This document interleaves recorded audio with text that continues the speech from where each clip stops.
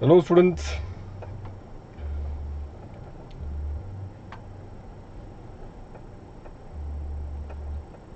welcome to this particular session.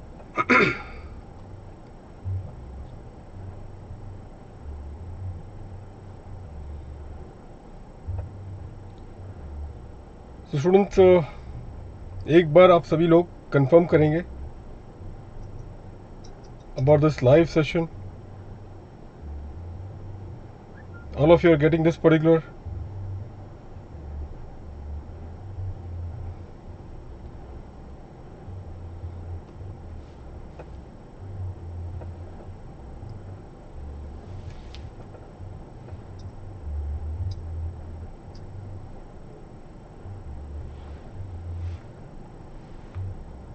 Come to this particular session.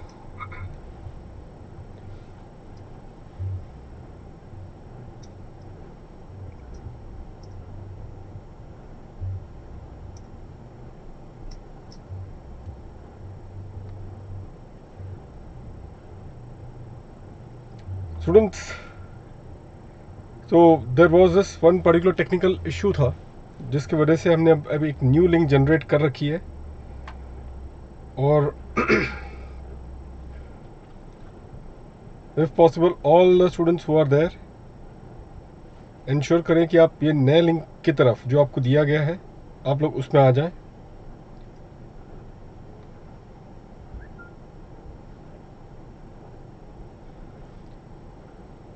ठीक है students.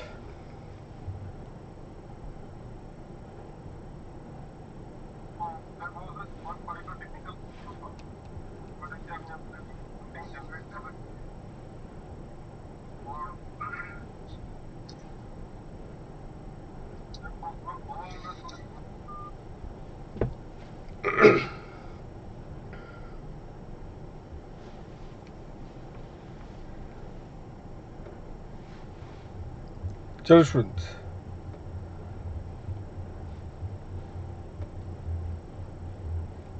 so this particular session that we are starting now students in this regard,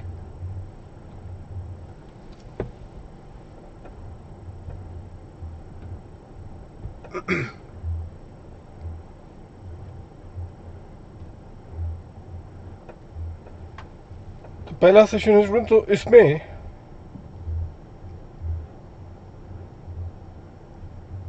just a second.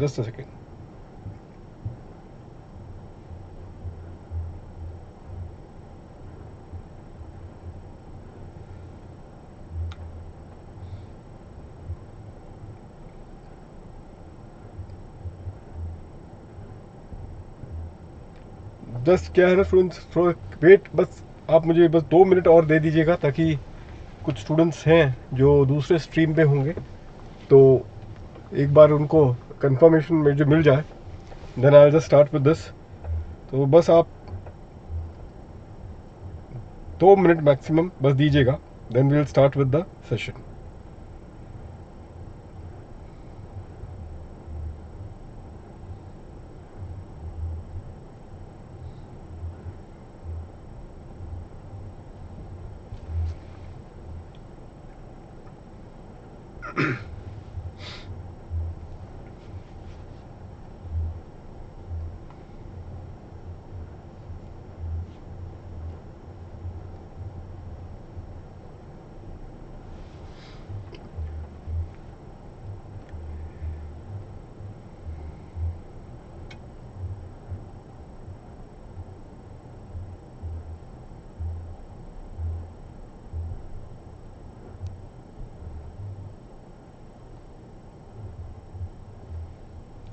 ठीक है students.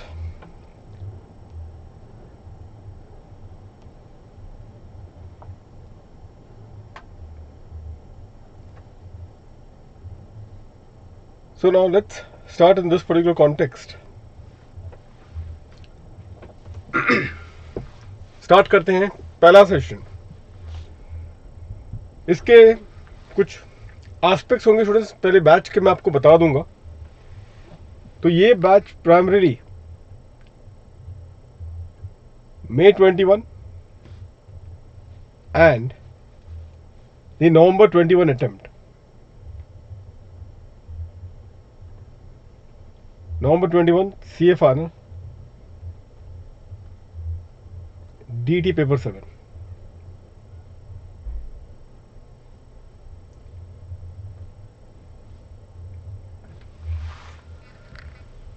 Fine students. So primarily this is we have started off with this particular batch. पहली बात तो आप मेरा हुलिया देख ही सकते हैं अभी फिलहाल के लिए। तो एक चीज़ तो आपको आइडिया लग चुका होगा कि ये पर्टिकुलर बैच इस सिचुएशन में हम लोग जो हैं आज की तारीख में कि कोरोना का पूरा एक literally we have gone through with this last 4 months primarily, मतलब मार्च से ही जब से लॉकडाउन स्टार्ट हुआ है। You can say that it has been really difficult for I think difficulty in terms of कि एक्सपीरियंस अपने आप में ही सबसे काफ़ी ये था। और सबसे इम्पॉर्टेंट स्टूडेंट्स की हमारे एक in fact in our technical team itself वहाँ पर भी एक सिचुएशन आ गए थे कोविड के case primary, and therefore this has been really very very tough time for all of अस।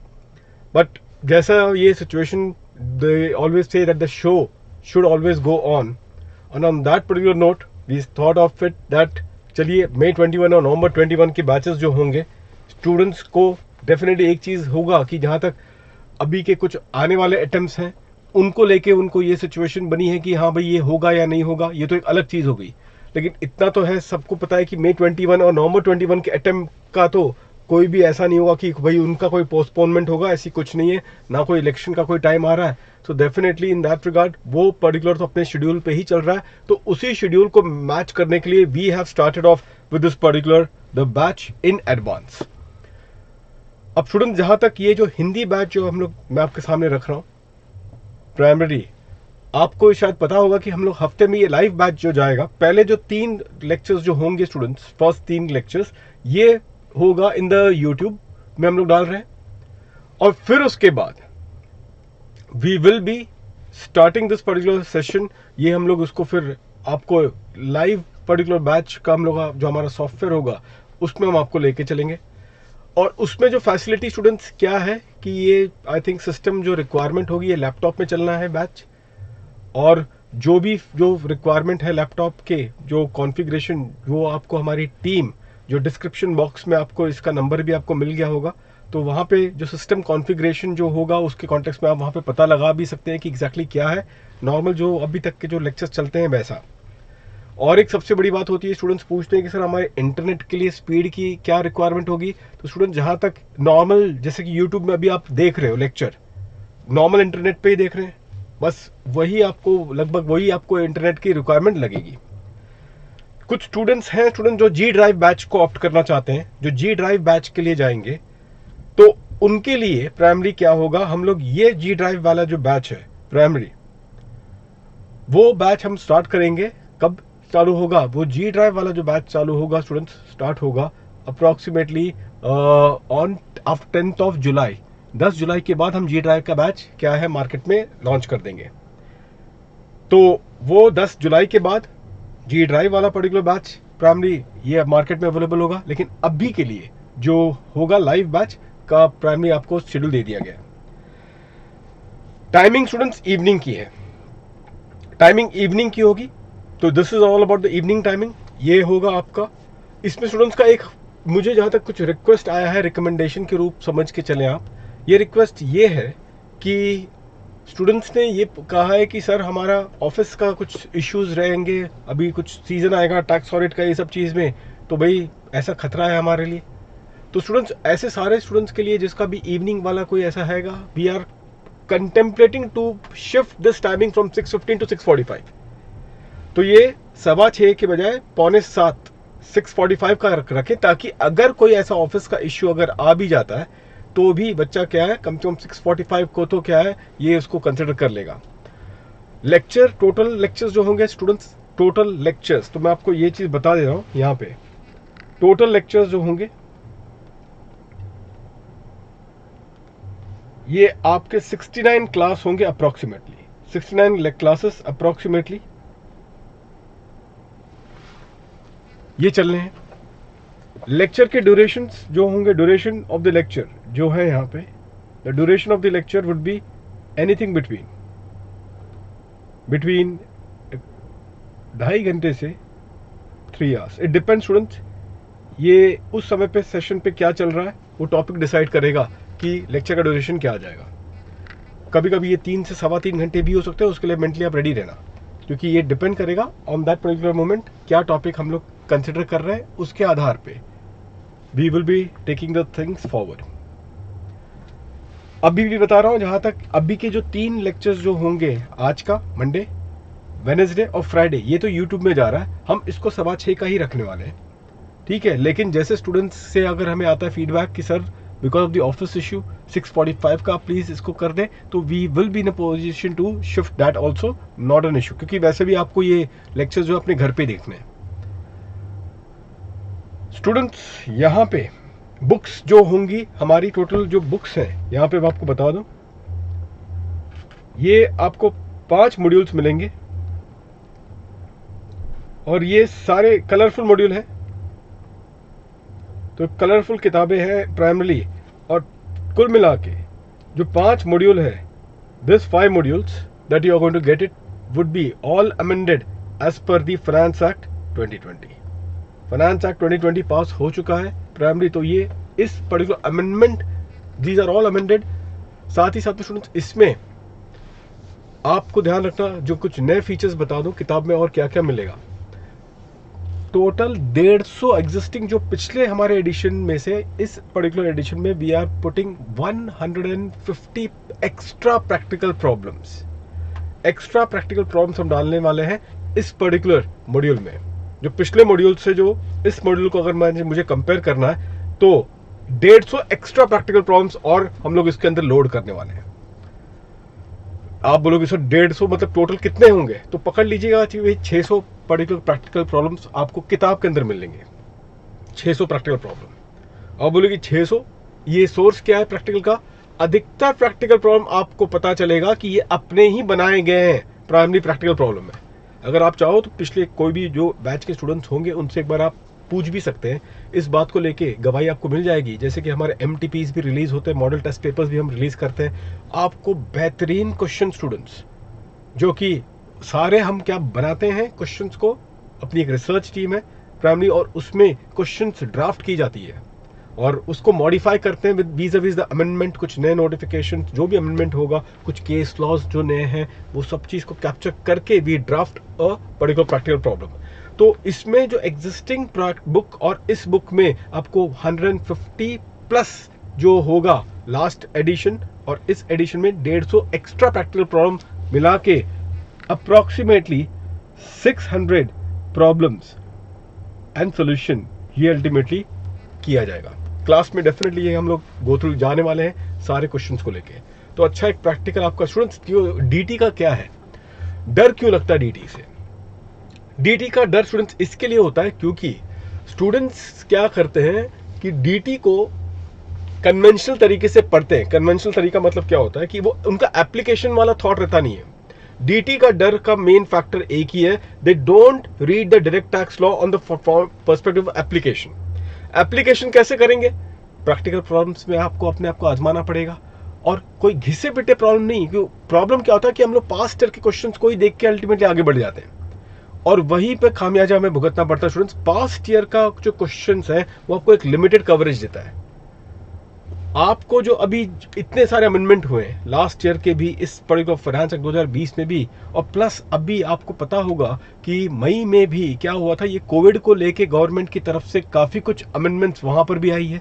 वैसे तो अमेंडमेंट्स TDS को लेके, लेकिन फिर भी वो भी अमेंडमेंट्स है। तो ये अमेंडमेंट्स का इम्पैक्ट प्रैक्टिकली केस स्टडी में कैसा होगा, ये आपको एप्लीकेशन समझना नहीं है, प्रोविजन उसको अप्लाई करने की ability is the real ability in the direct tax law. तो यही पर्टिकुलर फीचर होगा हमारे बैच का।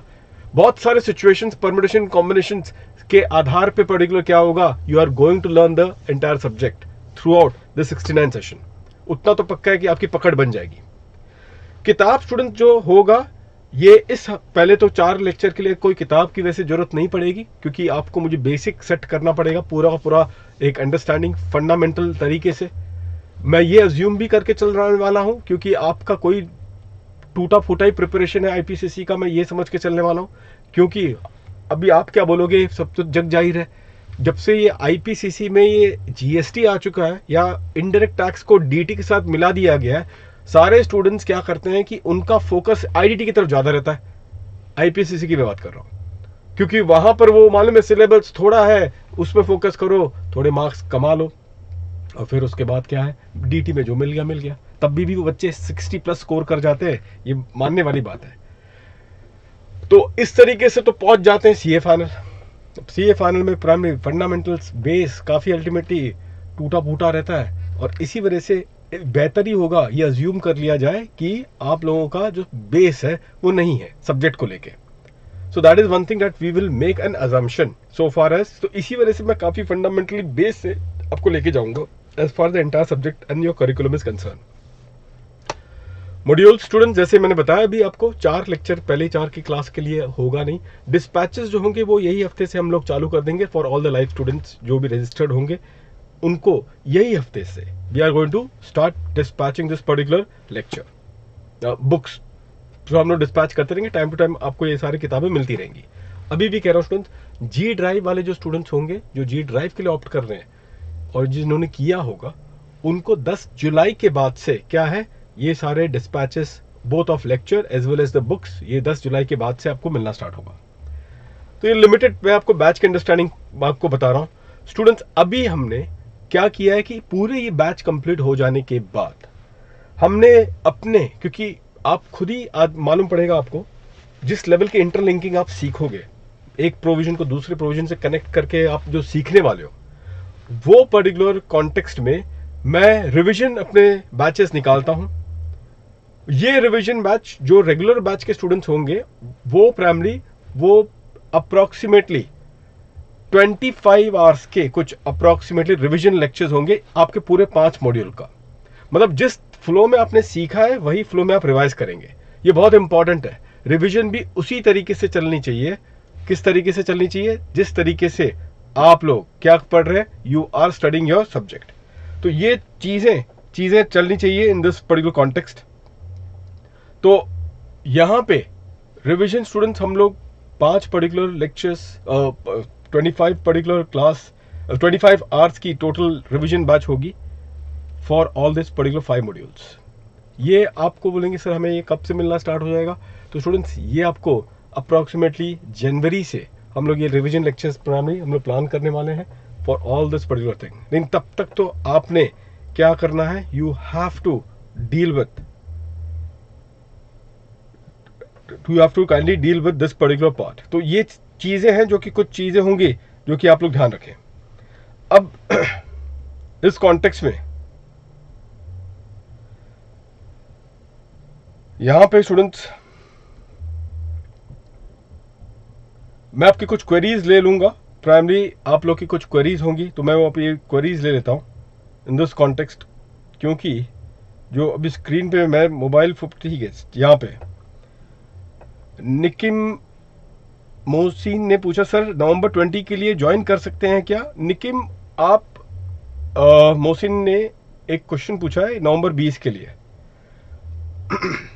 नवंबर 20 के लिए मोहसिन एंड अजाज ठाकुर, आपको तो मैं यही कहूंगा स्टूडेंट्स की जो नवंबर 20 का हमारे सारे बैचेस अभी रेडी है, तो आप नवंबर 20 का तो आप वेट नहीं कीजिए, क्योंकि अगर आपका नवंबर 20 एज एन अटेम्प्ट अगर चल रहा है तो, क्योंकि ये पर्टिकुलर बैच जो होगा ये सितंबर तक प्राइमरी अप्रॉक्सीमेटली वहां तक तो ये चलेगा ही चलेगा। 69 लेक्चर्स के हिसाब से अगर मैं चलूं तो मोहसिन एंड अजाज, तो आप लोग उसका वेट ना करें। ये और ये वाला अमेंडमेंट FA20 है। नवंबर 20 वाले जो स्टूडेंट है उनको FA20 का अमेंडमेंट एप्लीकेबल नहीं होगा। तो आप लोग तो जो आपके लिए एप्लीकेबल है आप उसी तरीके से चले, ये मेरा आपके साथ रिकमेंडेशन होगा स्टूडेंट्स, ठीक है? तो ये पर्टिकुलर स्ट्रक्चर है स्टूडेंट्स, May 21 एंड नवंबर 21 के लिए ही ये मैंने लाइव पर्टिकुलर बैच मैंने किया है। तो जहाँ तक नवंबर 20 के सारे लेक्चर्स रेडी है, कैप्सूल होगा या फिर आपके रेगुलर बैच हैं या फिर रिवीजन बैच भी है, तो आप प्लीज़ अगर हो सके तो वही ले लें, क्योंकि आपके लिए ऑब्वियसली टाइम तो अब बहुत ही कम है। तो you should not get into this particular live batch, ये मेरा आपसे रिकमेंडेशन, फ्रैंकली यही चीज़ मैं आपको दे सकता हूँ, ठीक है ना? और आप लोग इसको पेस करें, क्योंकि नवंबर 20 के लिए टाइम ज़्यादा नहीं है।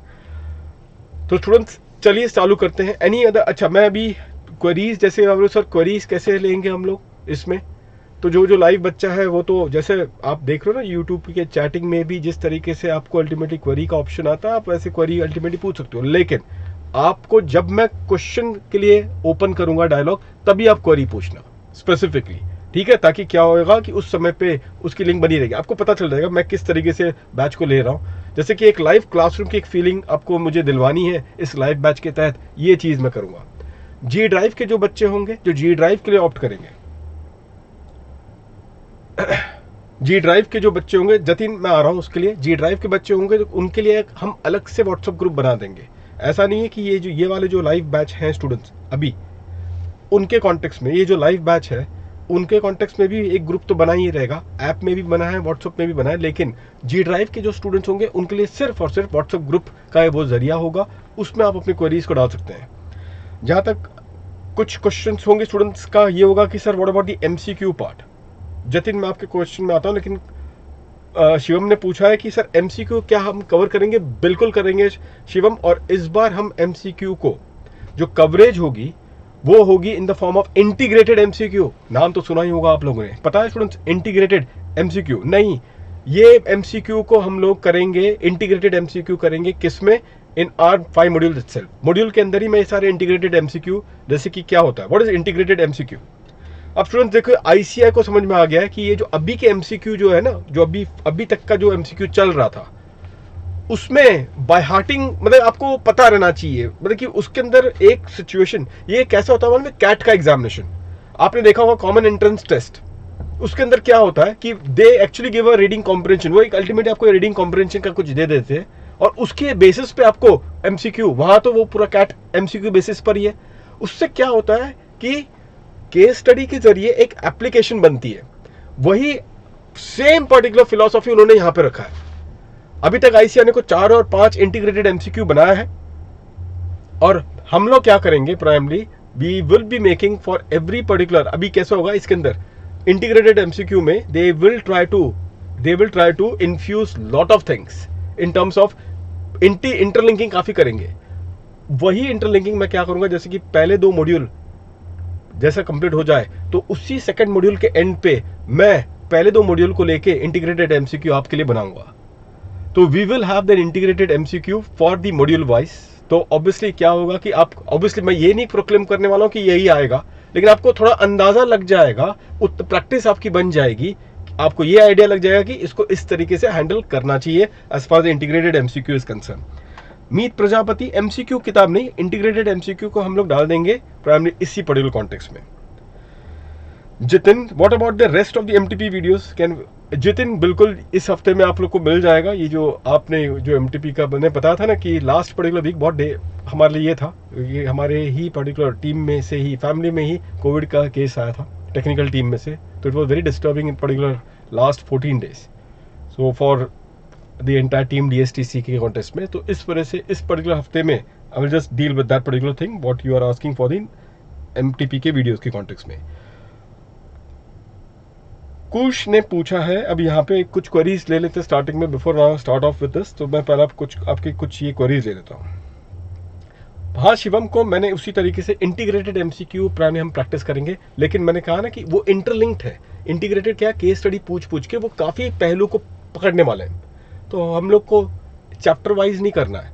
इसको क्या है, 2 मॉड्यूल कंप्लीट होके जैसे कि 20-25 इंटीग्रेटेड एमसीक्यू डाल के we will be trying to practice on that line, ताकि क्या हो जाएगा कि इंटरलिंकिंग बनी रहेगी, आपको पता रहेगा कि इसको किस तरीके से फिर उसको क्रैक करना, सॉल्व करना है। तो वो चीज़ है, जैसे मैंने कहा ना कि हम लोग ये नहीं प्रोक्लेम करेंगे कि भाई जो एमसीक्यू हमने बनाया है वहीं में से आए एग्जामिनेशन में, लेकिन आपको तैयारी करनी है, आपको पता चल जाएगा कि how you are suppose to deal with the same.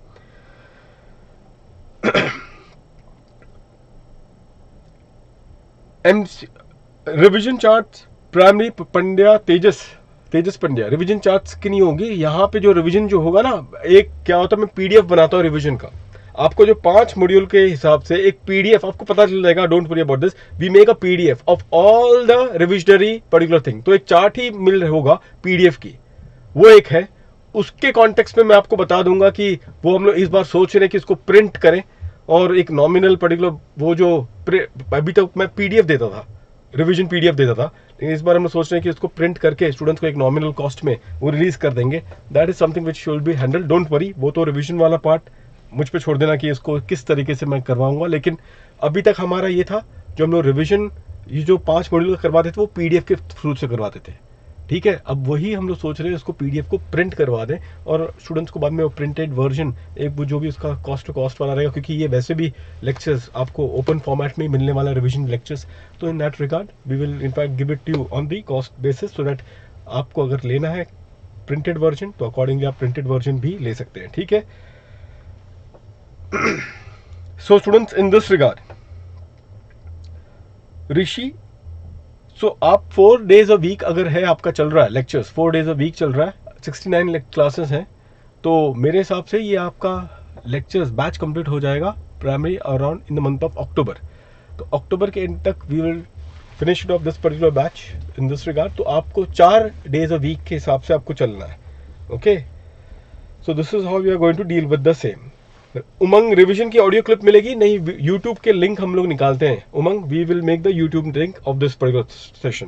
तो यूट्यूब की लिंक निकलेगी उमंग, तो उसको यूट्यूब का होगा. ऑडियो जहां तक होगी वो हम लोग तभी के डिसाइड कर लेंगे, जो आप बोल रहे हैं कि ब्रॉडकास्ट का ऑडियो लिंक, छोटे छोटे ऑडियो लिंक्स हम लोग करेंगे. Revision is not a concern, वो बात की बात होगी. अभी फिलहाल उतना तो मैं कमिट कर रहा हूँ कि 25 घंटे के रिवीजन जो लेक्चर्स होंगे बेस्ड ऑन द 5 मॉड्यूल्स, ये अल्टीमेटली हम लोग जिस तरीके से इस बार भी हमने निकाला था, हम लोग इसको भी for May 21, November 21 we are going to deal with the same. चलिए स्टूडेंट्स, फिर आज सोमवार है, महादेव का नाम लेके स्टार्ट करते हैं फिर batch. May 21, November 21, let's get started with this. तो स्टूडेंट्स आइएगा, स्टार्ट है ये दी इनकम टैक्स एक्ट. तो ये आपका जो डायरेक्ट टैक्स है students, in the context of the direct tax. चलिए, डायरेक्ट टैक्स पहले तो आप मुझे बताएं कि डायरेक्ट टैक्स है paper number 7.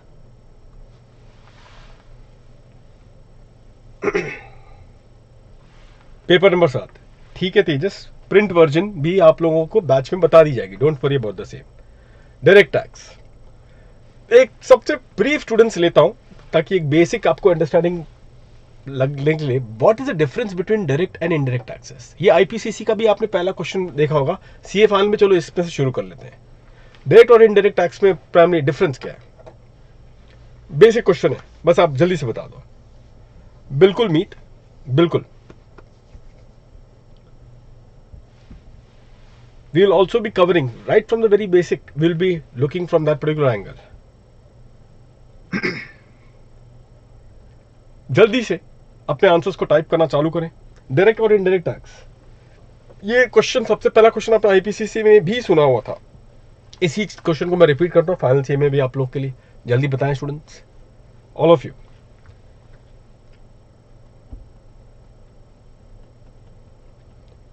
Direct and indirect taxes.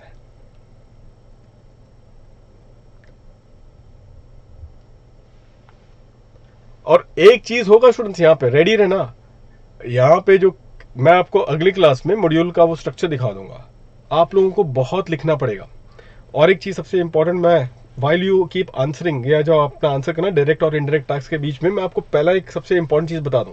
Please हो सके स्टूडेंट्स 2-3 कलर के पेन अपने साथ रखना. ठीक है, यहां मैं आपको बहुत चीज लिखना पड़ेगा आप सभी लोगों को. इन दिस कॉन्टेक्स्ट काफी चीज आपको क्या है लिखने पड़ेंगे.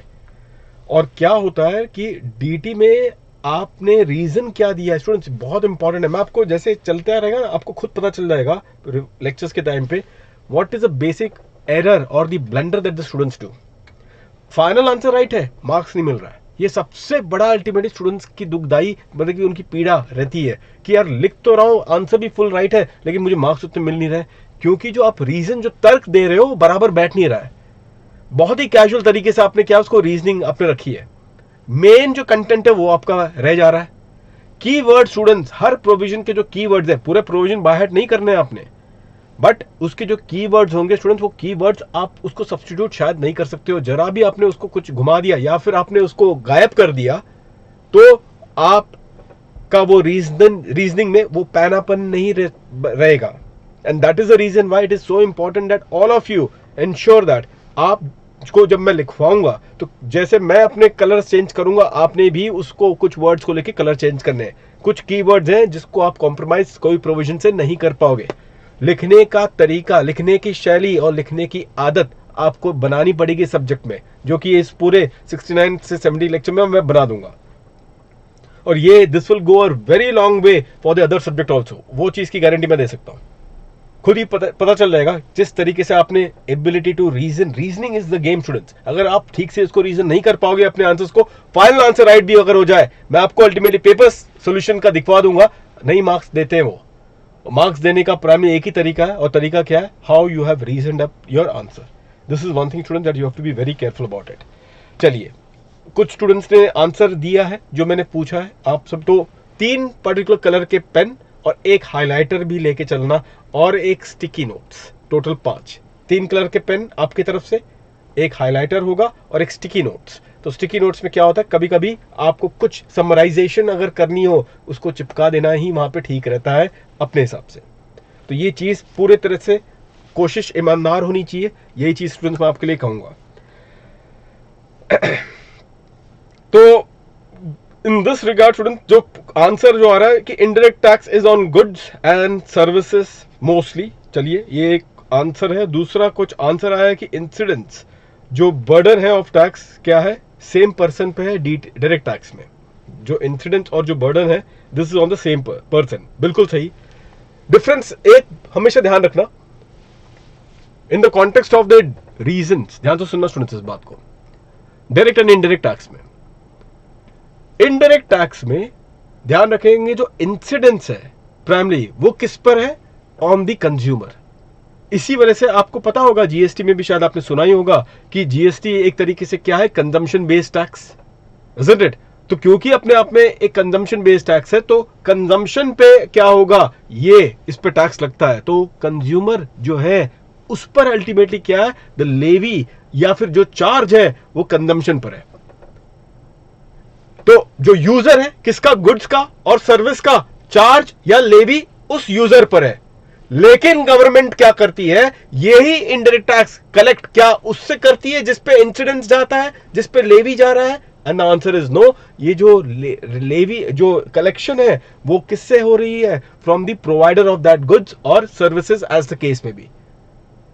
तो इंसिडेंस है एक पर्सन पे, लेकिन लायबिलिटी टू पे या फिर कलेक्शन होगा किसी दूसरे पर्सन से। तो इनडायरेक्टली क्या है, थ्रू दैट पर्सन क्या है, ये टैक्स को कलेक्ट किया जा रहा है। ओके, लेवी जिस पर है उस पे नहीं, उससे कलेक्ट नहीं करके, this collection is from home, from the person who is supplying the goods and services, from the person who is supplying the goods and the services. This is the part of the indirect tax. Direct tax में क्या होगा, जिस पे levy है primary, उसी से क्या है, कलेक्शन किया जा रहा है। So the person on whom there is a levy, on the same person the collection has been made, and that's the reason why it is said to be a direct tax. तो एक ये fundamental structure समझना students कभी भी, कि charge और levy किस पर है और कलेक्शन किससे किया जा रहा है। ये इस तरीके से आपको पैटर्न है पढ़ने का इन दिस रिगार्ड, और उसी से आपको पता चल जाएगा कि भाई ये डायरेक्ट टैक्स है या इनडायरेक्ट टैक्स है। This is one of the way to look upon the difference, that जो टैक्स लॉ जो आप पढ़ रहे हो, क्या वो अपने आप में डायरेक्ट है या इनडायरेक्ट है। तो उसी कॉन्टेक्स्ट में हमारे सिलेबस का जो हिस्सा है स्टूडेंट्स, बिल्कुल व्रज पंड्या आपने भी सही तर्क दिया है इस कॉन्टेक्स्ट में, भूमि। तो in this regard students, yes, now please pay attention to this particular part. Vraj not necessarily, DT is on the income of a person, DT is on the income of the direct tax is on the income of the person. Income, देखो income tax act, income है, direct tax में क्या क्या है, it is not only on the income tax. अब मैंने आपको उसके फीचर बता दिए कि जिस पे अल्टीमेटली टैक्स लग रहा है, क्या उसी से रिकवरी की जा रही है, अगर वो है तो वो डायरेक्ट टैक्स है। दूसरा और एक स्टूडेंट जो आपको शायद पता होगा या नहीं होगा पता नहीं, क्योंकि अब वो रिपील हो चुका है। वेल्थ टैक्स एक जमाने में हुआ करता था, वेल्थ टैक्स एक्ट 1957, एक जमाने में वेल्थ टैक्स हुआ था, और अभी भी देवर अर्चित ने भी कहा है, ठीक है। तो इस कॉन्टेक्स्ट में भी स्टूडेंट्स क्या है, they are trying to put across the wealth tax. लाने वाले थे, लाए नहीं अलग बात है, लेकिन प्लानिंग थी कि हाँ वो वेल्थ टैक्स लाने वाले थे। अब उस कॉन्टेक्स्ट में क्या होगा स्टूडेंट्स, जिसकी वेल्थ है प्राइमरी, तो incidence is on the person who owns the wealth. Fine, क्या उसी से वेल्थ टैक्स भी कलेक्ट किया जा रहा है? ना, आंसर इज यस, बन गया ये भी डायरेक्ट टैक्स। तो ये होता है डायरेक्ट टैक्स परखने का, कि जो हम पढ़ रहे हैं क्या वो अपने आप में डायरेक्ट है या एक इनडायरेक्ट लेवी है। ये कंपैरिजन इस तरीके से किया जा रहा है, and that is the reason why this is how we will say this is the feature of the direct tax. जहां तक आपके सिलेबस की अगर हम बात करें स्टूडेंट्स, तो आपको जो डायरेक्ट टैक्स का एलिमेंट है उसमें है द इनकम टैक्स एक्ट 1961,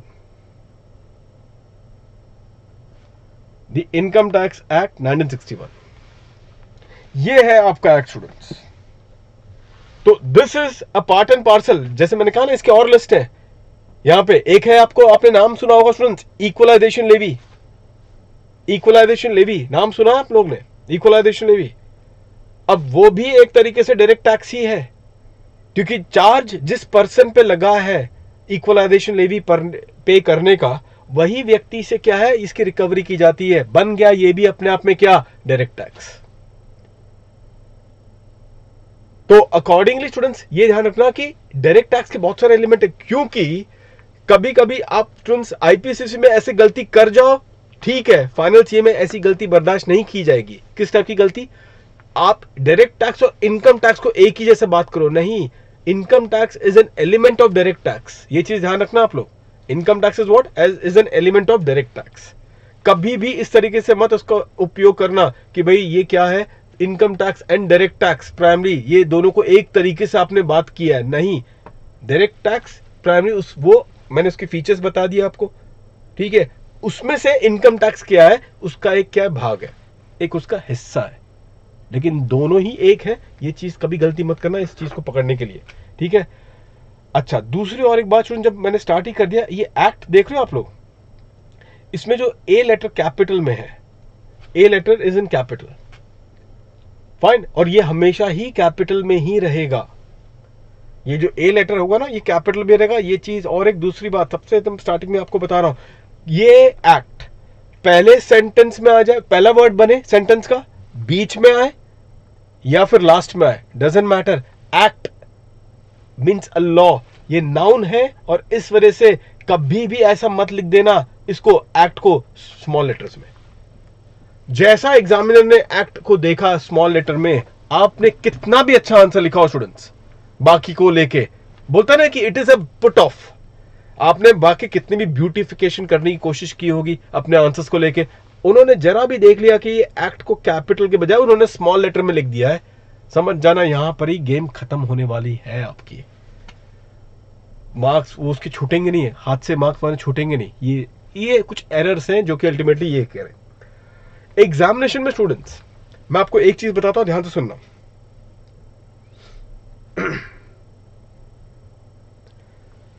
विशाल ने पूछा, सर इस तरह से रिवर्स चार्ज भी डायरेक्ट नहीं हो गया? बिल्कुल हो गया। रिवर्स चार्ज जो आप जीएसटी के कॉन्टेक्स्ट में आप बोल रहे हो विशाल, उसमें आपने यही बात की कि वहां पे इसके लिए तो चार्ज को रिवर्स कर दिया जाता है।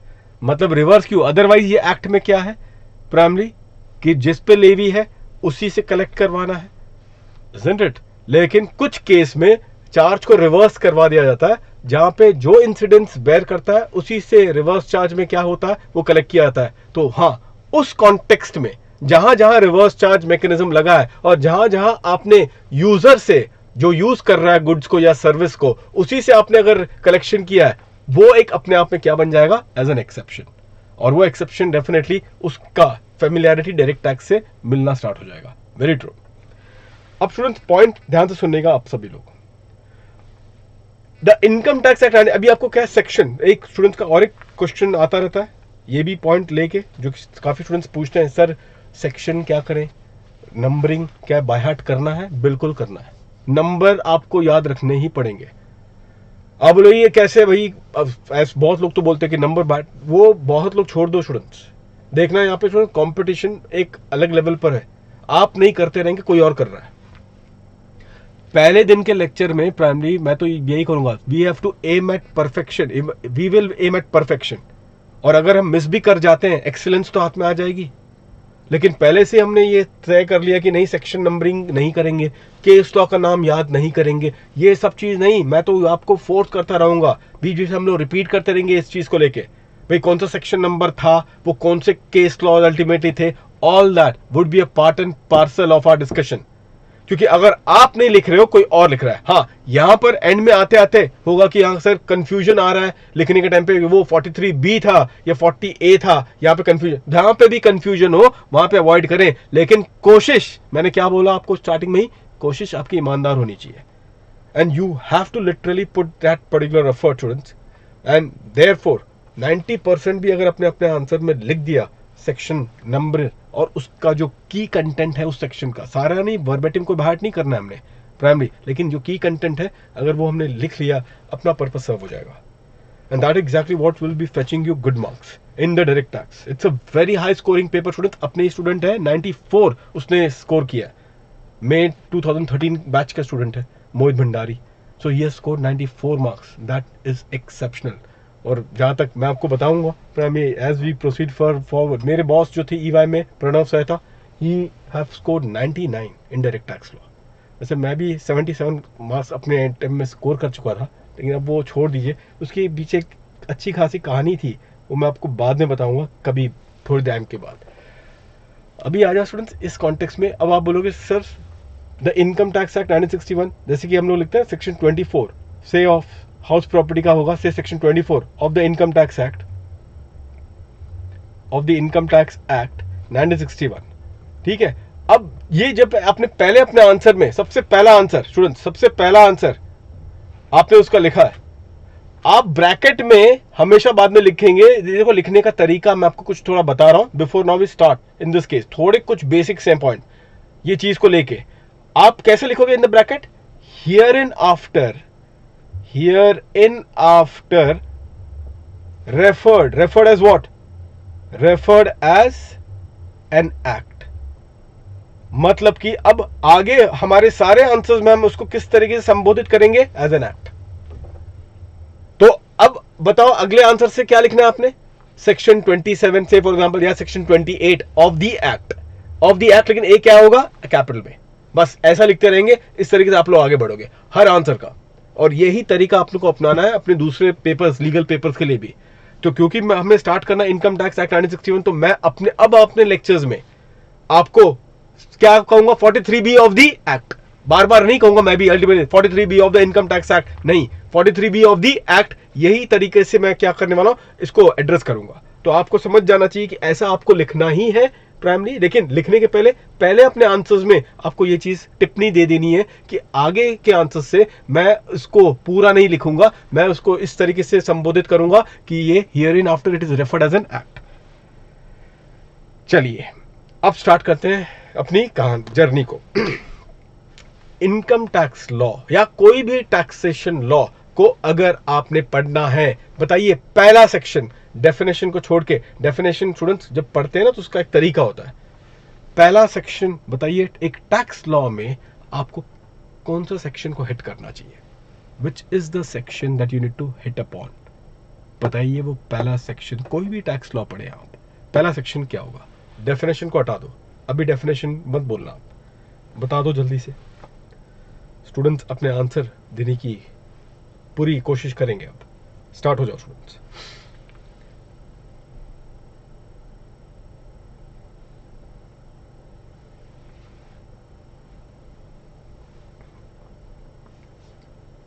पहला सेक्शन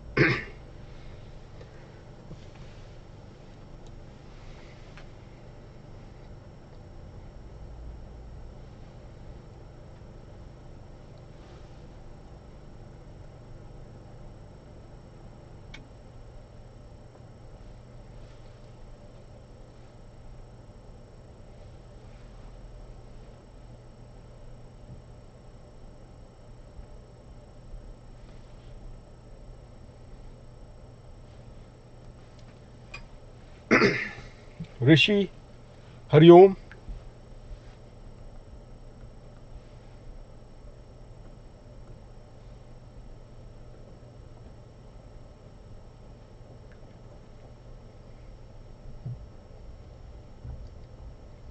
नहीं, सेक्शन पहला तो सेक्शन 1 तो मैं सेक्शन 1 की बात नहीं कर रहा हूं, मैं कह रहा हूं कि पहला सेक्शन आपको क्या देखना चाहिए। हाँ, वो है सेक्शन 1 क्या होता है, name, title, scope and applicability, ये एक्ट का नाम क्या है, ये कहाँ पे इसका एक्ट का नाम क्या है, ये किस डेट से इसकी एप्लीकेबिलिटी बनती है, और इसका एक्सटेंट क्या है, कहाँ तक ये फैला हुआ है, वो सेक्शन 1 है। लेकिन वो तो चलो हर लॉ के अंदर होता है, लेकिन एज अ टैक्सेशन लॉ की अगर हम बात करें तो आपने पहला सेक्शन प्राइमरी जो कि यूनिक है टैक्सेशन लॉ के कॉन्टेक्स्ट में ही, वो क्या है, दी चार्जिंग सेक्शन। बिल्कुल सही, दी चार्जिंग सेक्शन स्टूडेंट्स, ये इसको आपको अटैक करना। और अगर मुझे बता पाओ कि इनकम टैक्स लॉ का चार्जिंग सेक्शन नंबर क्या है, जल्दी से। चार्जिंग सेक्शन आपने ये करना है, जिसको दूसरे नाम से इसको संबोधित किया जाता है as the taxable event, as the taxable event. Income tax law का पता है आपको चार्जिंग सेक्शन क्या है, नंबर क्या है charging section?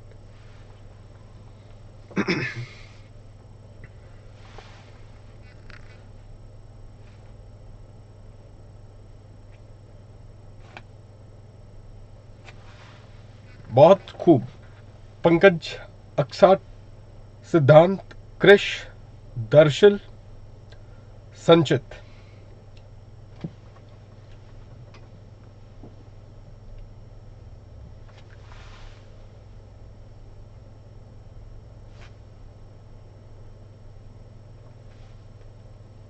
Kartik, section number है उसका, संचित सेक्शन नंबर है उसका सेक्शन नंबर 4। 4 है, बिल्कुल सही कहा आपने, सारे स्टूडेंट ने सेक्शन 4 कह दिया। अब ये बहुत एक इंपॉर्टेंट चीज होती है, टैक्स चार्जिंग सेक्शन क्या है, टैक्सेबल इवेंट, जिसके होने पे टैक्स क्या है, लग जाएगा। चार्जिबिलिटी, उसको एस्टैब्लिश मतलब क्या होना चाहिए जिसकी वजह से आप पे टैक्सेबिलिटी बन जाएगी, that is what is known as the charging section, the taxable event. जैसे कि कस्टम्स में भी आपको पता होगा टैक्सेबल इवेंट क्या होगा, वहां पर भी चार्जिंग सेक्शन देखेंगे आप, कस्टम्स लॉ जब आप पढ़ेंगे तो वहां पर जो उसका होगा अश्मीत, वो होगा import and export. Import and export होने पे क्या है, कस्टम्स ड्यूटी उसकी लेवी वहां पे लग जाएगी। Same way students, same way आप जीएसटी में भी आपको पता होगा, supply of the goods and services, उसके होने पे द चार्ज ऑफ जीएसटी लग जा रहा है, सप्लाई ऑफ द जीएसटी। तो उसी कॉन्टेक्स्ट में इनकम टैक्स लॉ बताइए क्या कहता है, इसका टैक्सेबल इवेंट क्या है, what is a taxable event students? ठीक है संचित, कोई दिक्कत नहीं, कोशिश करना है, बस यही चीज है इंपॉर्टेंट। इसका टैक्सेबल इवेंट स्टूडेंट बताओ जल्दी से, what is the taxable event?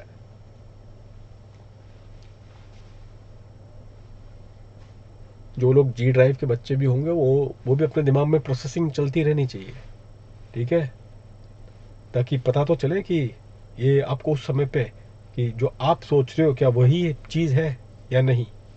तो भ्रम को निकालना बहुत जरूरी है, isn't it? जल्दी से बताओ students.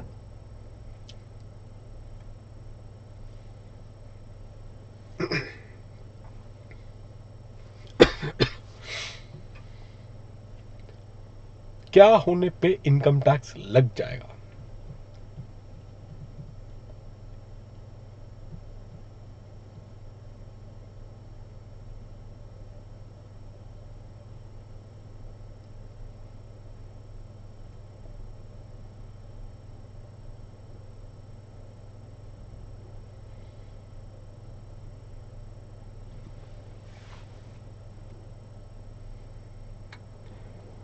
Pankaj, Ayush, Kartik, Rishi,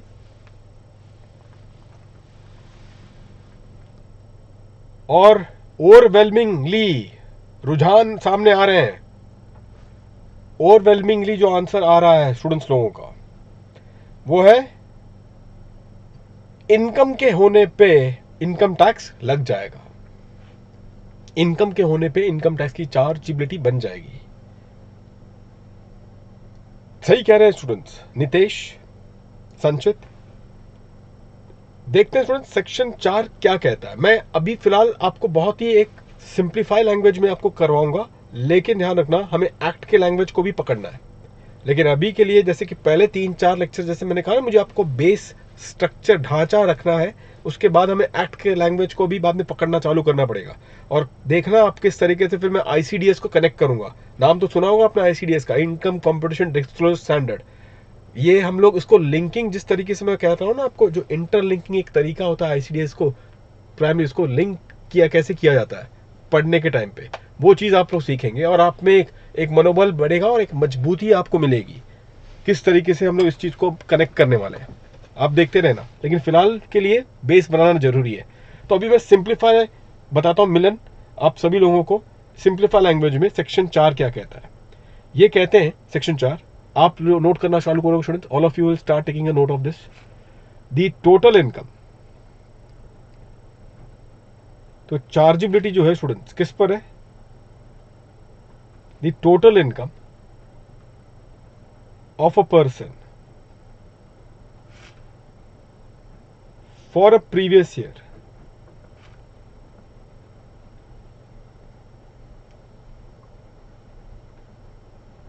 is charged to tax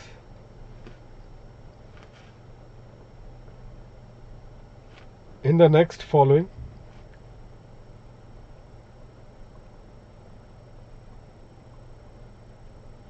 AY। क्या मैंने कहा स्टूडेंट्स, यहां पे आपने कहा इनकम, इनकम पे नहीं होके जो चार्जेबिलिटी डाला है किस पे डाल दिया, on the total income.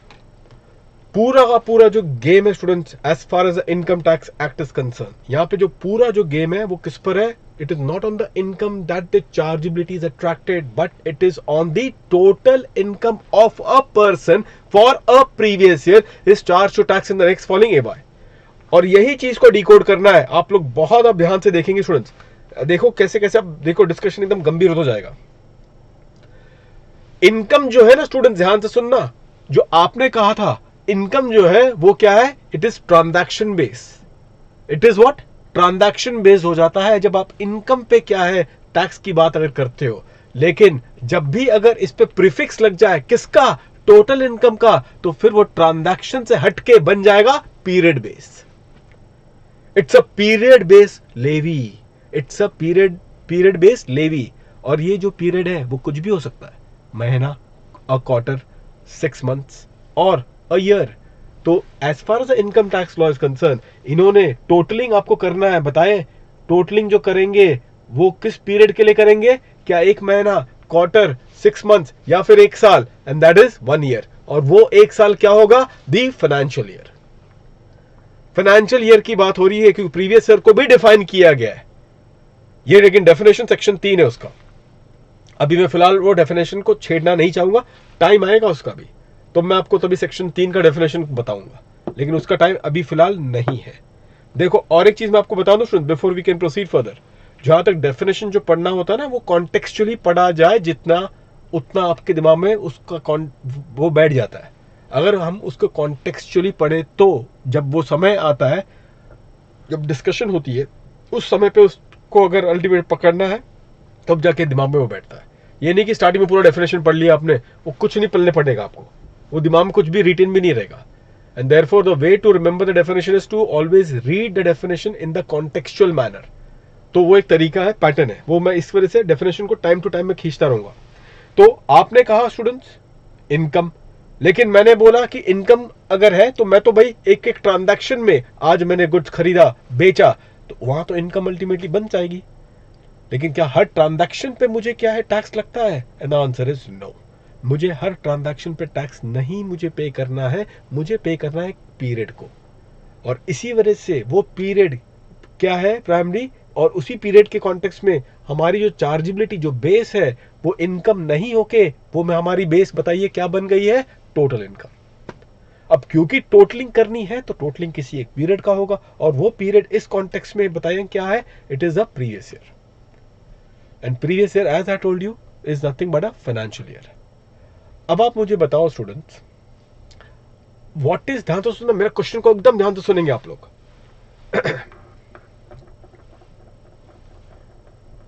What is the earliest point of time, what is the earliest point of time जब आप टोटलिंग करने के काबिलियत रखते हो ऑफ दी, टोटलिंग किसकी करनी है आपको, ऑफ दी इनकम।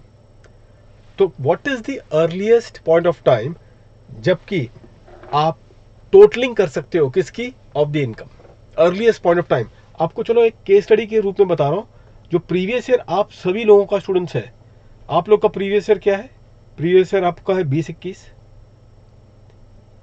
और असेसमेंट ईयर जो आप लोग के लिए एप्लीकेबल होगा that would B assessment year 21-22, assessment year 21-22। ठीक है, तो आप टोटल इनकम आपको इसका कंप्यूट करना है, टोटल इनकम आपको कंप्यूट करना है किसका, 20-21 का। तो मैंने आपसे क्वेश्चन क्या पूछा, अभी क्वेश्चन मैंने यही पूछा, what is the earliest point of time जबकि आप प्रीवियस ईयर 20-21 का टोटलिंग करने की आप में काबिलियत बनती है। What is the earliest point of time when you can do the totaling of the income of the previous year 2021? Give me the earliest point of time. चलिए शुरू हो जाइए आप सभी लोग। Earliest point of time आप मुझे बताएंगे। वरज का आंसर आ चुका है।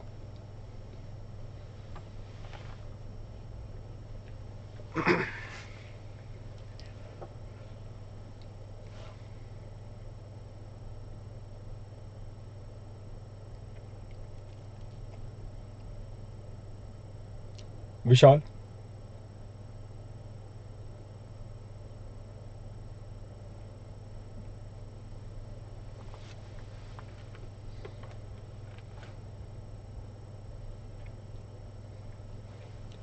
मिलन, नहीं एडवांस टैक्स संचित, अभी मैं एडवांस टैक्स में नहीं जा रहा हूं, मैं क्योंकि एडवांस टैक्स के लिए करना है, मैं टोटल इनकम जो नॉर्मल कंपटीशन हम कर रहे हैं।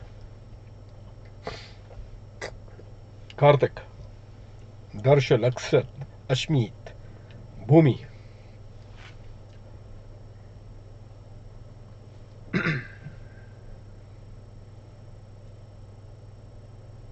आयुष, एंड द आंसर, दिल थाम के बैठिएगा स्टूडेंट्स, सुनना चाहेंगे आप लोग। बिल्कुल सही कहा बहुत स्टूडेंट्स लोगों ने, लगभग सारे ने। 1 अप्रैल 2021 नोट करके रखिएगा स्टूडेंट्स ये डेट आप लोग। 1 April 2021 is the earliest point of time when you can do the totalling of the income of the previous year. किस प्रीवियस ईयर की बात हो रही है, प्रीवियस ईयर 2021, 1 अप्रैल 2021।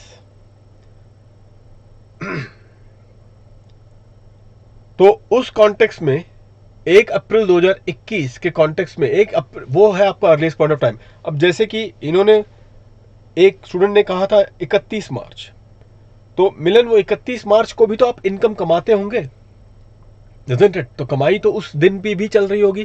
तो अर्लीस्ट डेट जो देखेंगे ना आप, अर्लीस्ट डेट होगा आपका 1 अप्रैल 2021, और ये डेट पे क्या है, दिस इज अर्लीस्ट टाइम जबकि आप क्या कर सकते हैं, प्रीवियस ईयर 2021 की टोटल इनकम कंप्यूट कर सकते हैं। और या फिर ये भी कहा जाए कि द डेट, और I can say the relevant date in this context is what, the relevant, this is therefore the relevant date. Relevant date है स्टूडेंट्स ये हमारा, इनकम टैक्स लॉ में भी रेलेवेंट डेट। एक आपने जीएसटी या आईडीटी में पढ़ा होगा पॉइंट ऑफ टैक्सेशन और द टाइम ऑफ सप्लाई। वो जो पॉइंट ऑफ टैक्सेशन है किसके लिए होता है, पॉइंट ऑफ टैक्सेशन स्टूडेंट्स ध्यान रखना, टैक्सेशन लॉ का सबसे एक बड़ा स्तंभ रहता है द पॉइंट ऑफ टैक्सेशन। वो डेट पे 2 चीजें डिटरमाइन की जाती है। व्हाट इज दैट, पहले आप ध्यान से सुनेंगे। टैक्सेशन लॉ क्या आप मानते हो सारे स्टूडेंट्स लोग, it is a function of 2 factors. Function of what, it is a function of 2 factors. और वो 2 फैक्टर क्या है, जल्दी बताए, वो 2 फैक्टर है, एक the base and the rate.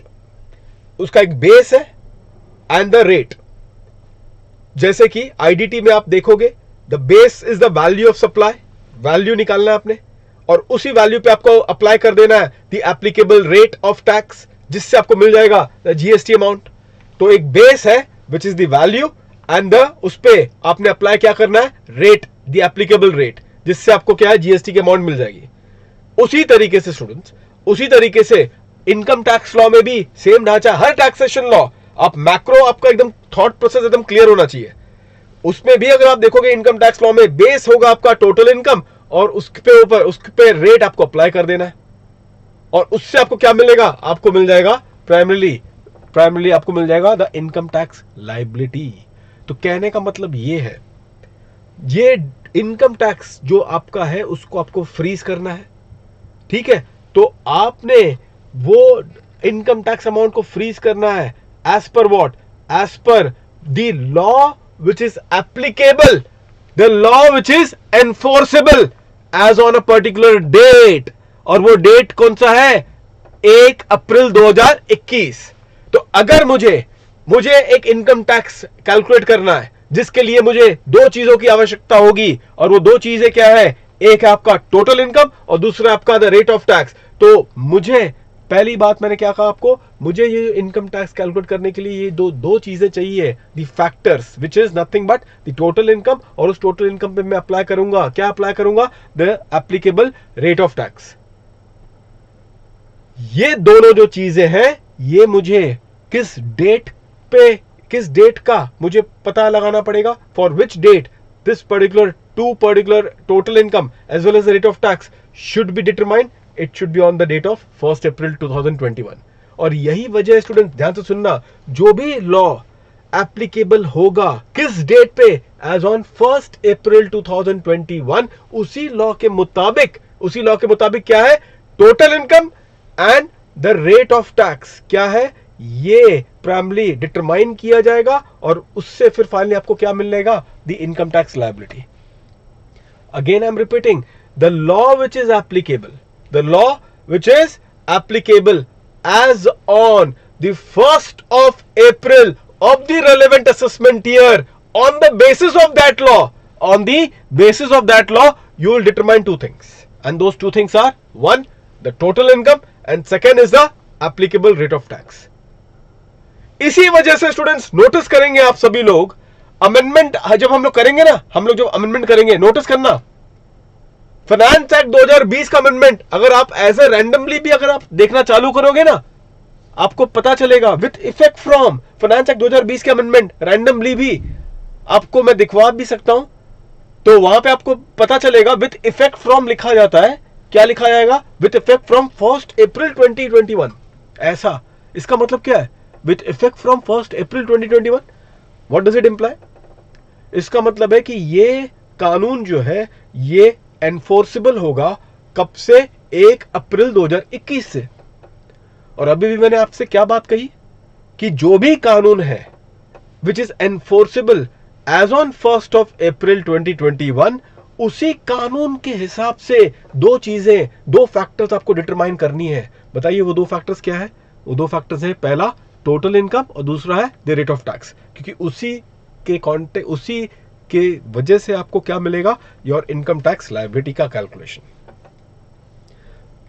तो ये ही वजह है, आप नोटिस करें अमेंडमेंट FA 20 का क्यों लिखा जाता है। अच्छा, कभी कभी वो ऐसा भी लिखेंगे, अमेंडमेंट जब हम लोग करेंगे तो तुरंत वहां पे आपको पता चलेगा, कुछ अमेंडमेंट ऐसा लिखते हैं विथ इफेक्ट फ्रॉम, FA 20 का अमेंडमेंट है, लिखेंगे क्या, विथ इफेक्ट फ्रॉम 1 अप्रैल 1961, या विथ इफेक्ट फ्रॉम 1 अप्रैल 2015।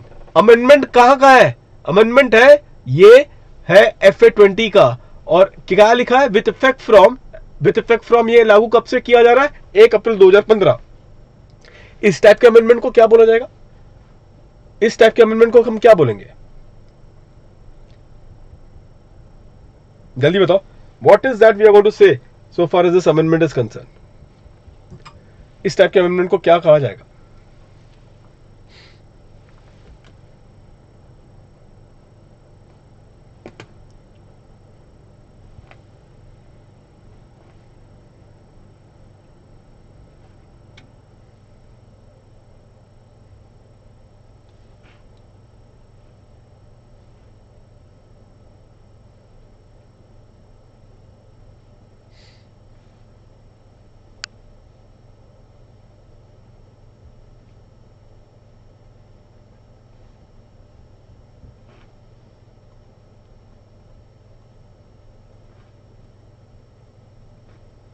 ऋषि विशाल ने आंसर दे दिए।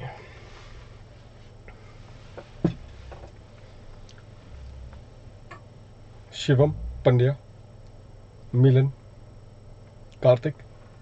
रेट्रोस्पेक्टिव अमेंडमेंट, बिल्कुल सही कहा students.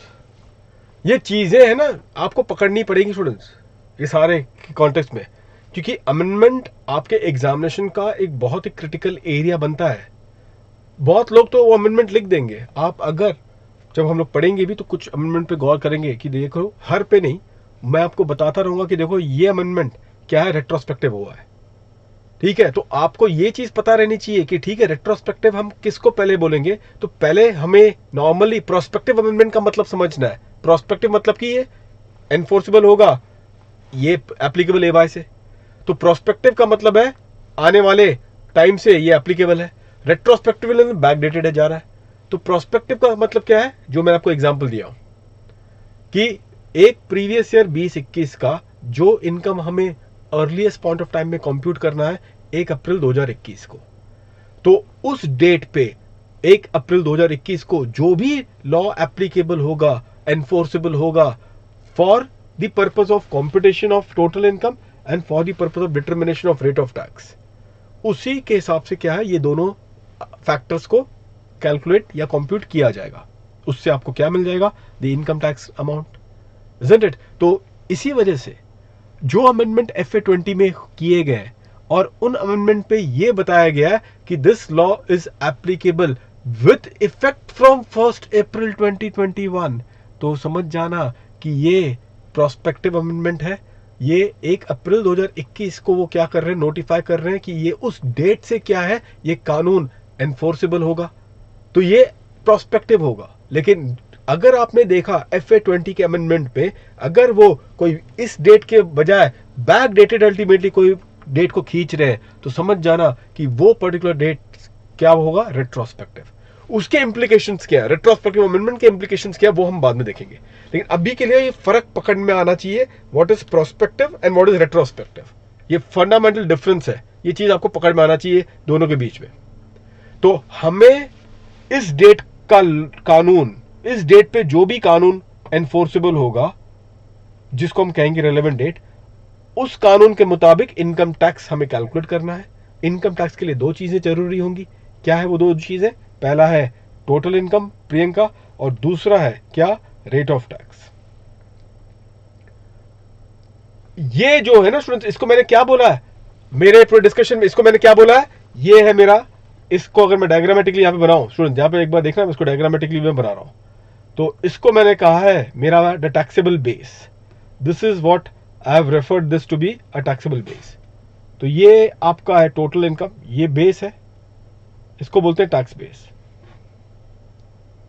This is the tax base, और बताओ इसमें ये है टोटल इनकम, टोटल इनकम, और उस पे आप क्या अप्लाई करेंगे, टोटल इनकम पे क्या अप्लाई करेंगे, the rate. Her particular tax law में आपने ये चीज नोटिस करना students, every tax law you will notice the same thing. एक टैक्स बेस क्या है, जैसे कि जीएसटी में टैक्स बेस क्या होगा, दी वैल्यू ऑफ सप्लाई, वो डिटरमाइन करना है आपने, और उस पे क्या अप्लाई कर देना है, रेट।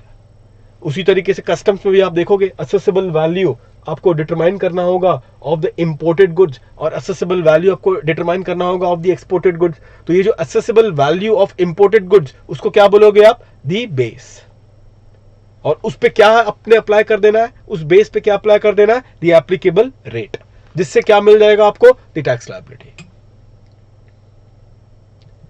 तो अब स्टूडेंट्स आप लोग नोटिस करना, यहां पे हम लोग अभी what we will discuss in this regard is the rate of tax. ये पहले फ्रीज करते हैं, rate of tax. Rate of tax का स्टूडेंट्स 2 सोर्स आपको मिलेगा, there are 2 source of rate of tax. आपको कहां से मिलता है स्टूडेंट्स, ये चलो जल्दी से बताओ, from where you get the rate of tax. अभी भी मैं इस चीज को दोहरा रहा हूं, while you keep answering rate of tax के सोर्स कहां से मिलेंगे आपको, अभी भी ये चीज अल्टीमेटली मैं दोहरा रहा हूं, ये रेट और ये टोटल इनकम आपको डिटरमाइन करना है as per the law which is enforceable. किस डेट पे इसकी एनफोर्सिबिलिटी देखी जाएगी, 1 अप्रैल 2021। क्यों 1 April 2021, because this is the date which is the earliest date by on which the tax or the total income has to be computed. तो इस दिन पे जो भी लॉ होगा उसके मुताबिक ही ये total income and the rate of tax will be determine. ठीक है, तो अब मुझे बताओ स्टूडेंट्स, रेट ऑफ टैक्स जो है, पहले इसको कंप्लीट करते हैं रेट ऑफ टैक्स को। ये इसके सोर्स का कौन सा है, कहां से मिलेगा ये आपको rate of tax, from where you all get the rate of tax, source क्या है?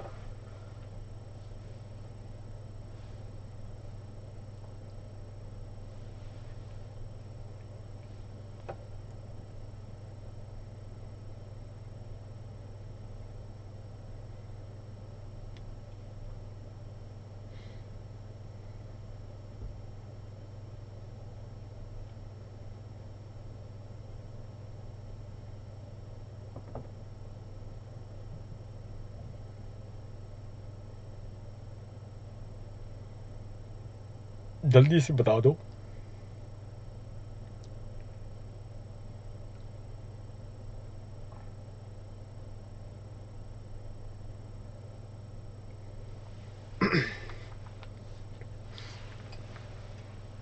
ऋषि, मिलन,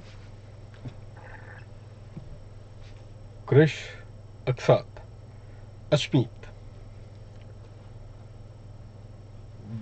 कोई भी किसी को भी संकोच नहीं हो रहा है ये चीज को आंसर देने में, और सारे स्टूडेंट्स का आंसर लगभग सेम ही जा रहा है, और वो है स्टूडेंट्स क्या है, दी फाइनेंस एक्ट। बिल्कुल सही कह रहे हो स्टूडेंट्स आप। फाइनेंस एक्ट के द्वारा क्या है, रेट ऑफ टैक्स हमें पता चलता है, जो कि हमें आपका जो एप्लीकेबल फाइनेंस एक्ट है, जैसे कि अभी आपका अगर असेसमेंट ईयर 21-22 का है तो अभी आपको पता चल चुका है हमें 21-22 के एवाई के लिए कौन सा फाइनेंस एक्ट अप्लाई कर रहे हैं, फाइनेंस एक्ट 2020, फाइनेंस एक्ट 2020। ठीक है, तो इस फाइनेंस एक्ट पे आपने अमेंडमेंट्स भी मिलना है आपको और रेट ऑफ टैक्स भी मिलेगा। लेकिन स्टूडेंट्स एक क्वेश्चन मेरा आपके साथ आता है इस पॉइंट पे, जरा ध्यान से सुनना, इसको ध्यान से सुनेंगे आप लोग।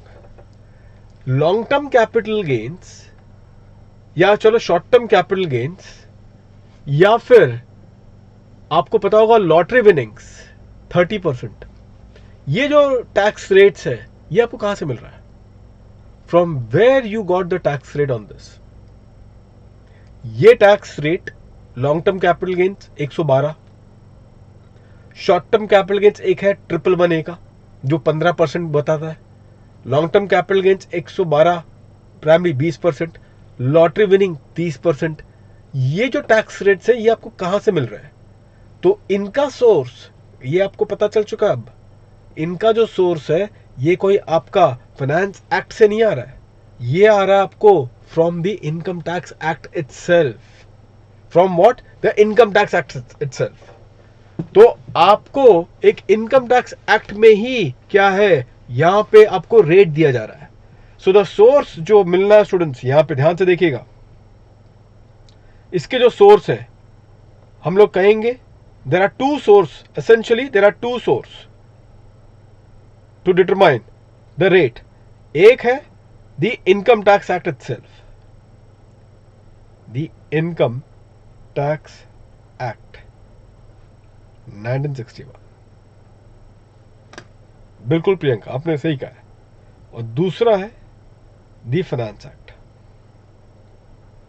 the finance act। कमलनाथ बिल्कुल सही कह रहे हैं।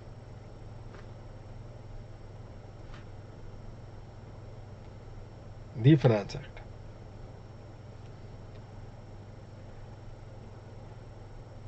अब ये जो इनकम टैक्स एक्ट है स्टूडेंट्स, इस कॉन्टेक्स्ट में यहां पे आपने मिलता है स्पेशल रेट आपको दिया रहा है, स्पेशल रेट आपको दिया जा रहा है। Okay, this is a special rate. और यहां पे स्टूडेंट्स जो फाइनेंस एक्ट में है ये आपको जनरल रेट एप्लीकेबल,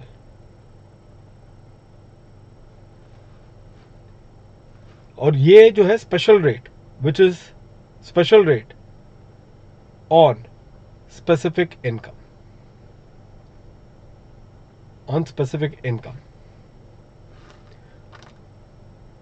यहां पे मैंने लिखा है general rate applicable applicable to a person, general rate applicable to a person. अब आप नोटिस करो स्टूडेंट्स, यहां पे एक चीज समझना, यहां पे आप लोग के टोटल इनकम में, ध्यान से सुनना, आपके टोटल इनकम में अगर एलटीसीजी 112 का बैठा हुआ है तो फिर वो 112 का रेट आपको अप्लाई कर देना है on that LTCG. On that particular LTCG we are applying what, the rate itself, जो भी होगा रेट एप्लीकेबल, जो रेट है वो आपको अप्लाई कर देना है 112 में, isn't it? So therefore in that regard students what you are going to do, जो भी आपका LTCG आपका है उस LTCG में आपने क्या कर देना है, वो अल्टीमेटली रेट अप्लाई करवा देनी है, ठीक है। और बैलेंस टोटल इनकम फिर जो बच जाएगा, ध्यान से सुनना इसको, जो बैलेंस उसके बाद जो बच जाएगा उस बैलेंस टोटल इनकम पे आपको फाइनेंस एक्ट, जो कि आपका क्या है 2020, तो अकॉर्डिंगली जो आपका फाइनेंस एक्ट स्टूडेंट्स, वो मैं यहीं पे लिख देता हूं इन दिस कॉन्टेक्स्ट 2020, उसमें जो भी जो एप्लीकेबल, डिपेंड अपॉन आप कौन पर्सन हो, आप इंडिविजुअल हो, एचयूएफ हो, AOP, BOI, partnership firm, company, उसके मुताबिक क्या है रेट आपको यहाँ पे डिटरमाइन करना पड़ेगा, और वो आप अप्लाई करोगे किस पे, on the balance total income, on the balance total income. So students इस पर्टिकुलर कॉन्टेक्स्ट में यहां पे एक चीज नोटिस करना, ये जो पर्टिकुलर पॉइंट है this is on the special income, special income, special income पे अप्लाई दी स्पेशल रेट। ये बहुत एक इंपॉर्टेंट वर्ड में आप लिखने आ रहा हूं, वो भी आप लोग अल्टीमेटली इसको कॉपी करेंगे, irrespective of the person,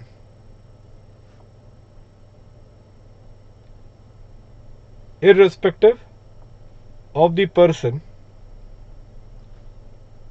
who has earned it।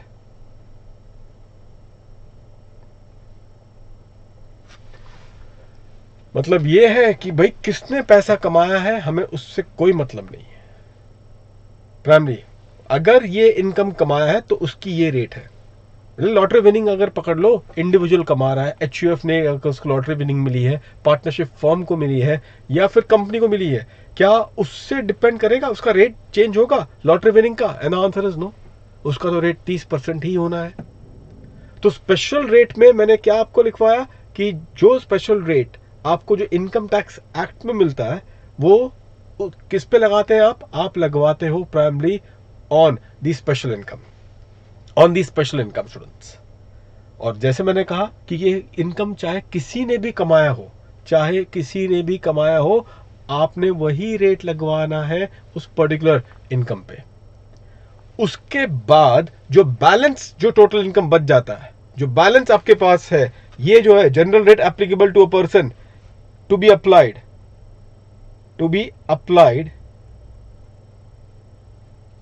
Applied on what, on the balance total income, on the balance total income,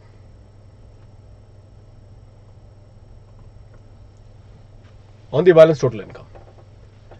तो आप लोग को स्टूडेंट्स यहां पर भी एक चीज समझ में आ जाएगा कि जब आप लोग प्रेजेंटेशन भी दिखाओगे टैक्स लायबिलिटी की कैलकुलेशन के टाइम पे, जब प्रेजेंटेशन आपकी बनेगी तो उस पर ध्यान रखना आप लोग, पहला जो हिस्सा आएगा किसके लिए जाएगा, the first point will be for the special income special rate, पहला वो खींचोगे आप, और फिर उसके बाद जो बैलेंस टोटल इनकम बच जाता है उस पे आपको जो फाइनेंस एक्ट का जो एप्लीकेबल रेट होगा वो रेट लगवा के प्राइमरी आपको अपनी फाइनल टैक्स डिटरमाइन करनी है। उसके बाद देखना होगा कि क्या सरचार्ज की लोडिंग होगी, और फाइनली फिर 4% सेस का। सरचार्ज पे तो हमारा एक अलग डिस्कशन स्टूडेंट्स बनाऊंगा, मैं अभी फिलहाल सरचार्ज पे नहीं जा रहा हूं, लेकिन उस पर तो एक डिस्कशन एक अलग ही बनने वाला है, क्योंकि काफी अलग सरचार्ज के कुछ कॉन्टेक्स्ट हैं जो मैं आपसे शेयर करूंगा, डिस्कस करेंगे सरचार्ज के कॉन्टेक्स्ट में हम लोग। तो ये चीज अल्टीमेटली होगा यहां पे स्टूडेंट्स।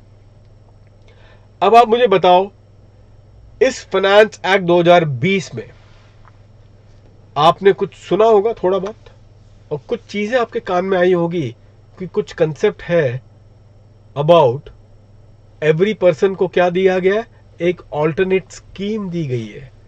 सुना आपने? बताइए वो ऑल्टरनेट स्कीम क्या है। लेट मी सी कितने लोग जागरूक थे उस स्कीम को पकड़ने के लिए। वो स्कीम क्या थी? जो एक ऑल्टरनेट स्कीम उन्होंने निकाली है प्राइमरीली, जिसके तहत क्या होगा, आपने जो टैक्स रेट अप्लाई करना होगा वो एक तरीके से आपको एक ऑल्टरनेट टैक्स रेट दिया गया है। Anyone has got any clue on that particular point? जल्दी से बताओ।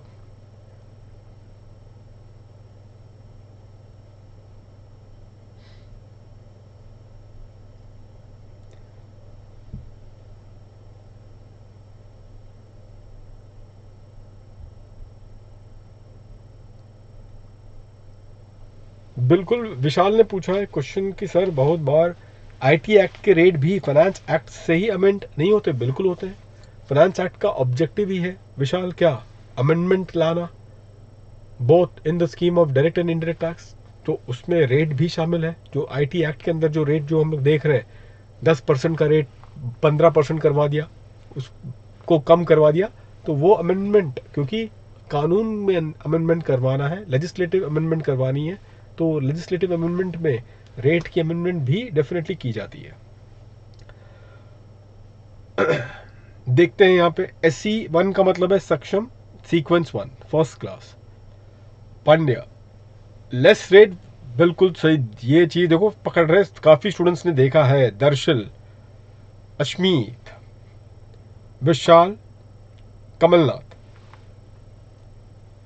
शिवम, प्रियंका, सिद्धांत, बिल्कुल सही कहा आप लोगों ने। ये काफी स्टूडेंट्स जागरूक है, मतलब इसका एक ऑल्टरनेट स्कीम निकाल दी है। अब आपको तय करना है, बिल्कुल मिलन, कि आपको हम क्या कर रहे हैं यहां पे। एवरी पर्सन, इनफैक्ट स्टूडेंट्स, 2019 के फाइनेंस एक्ट तक ये जो कंसेप्ट था ना, ऑल्टरनेट रेट का जो कंसेप्ट था, वो सिर्फ और सिर्फ एप्लीकेबल था किसके लिए? For a company.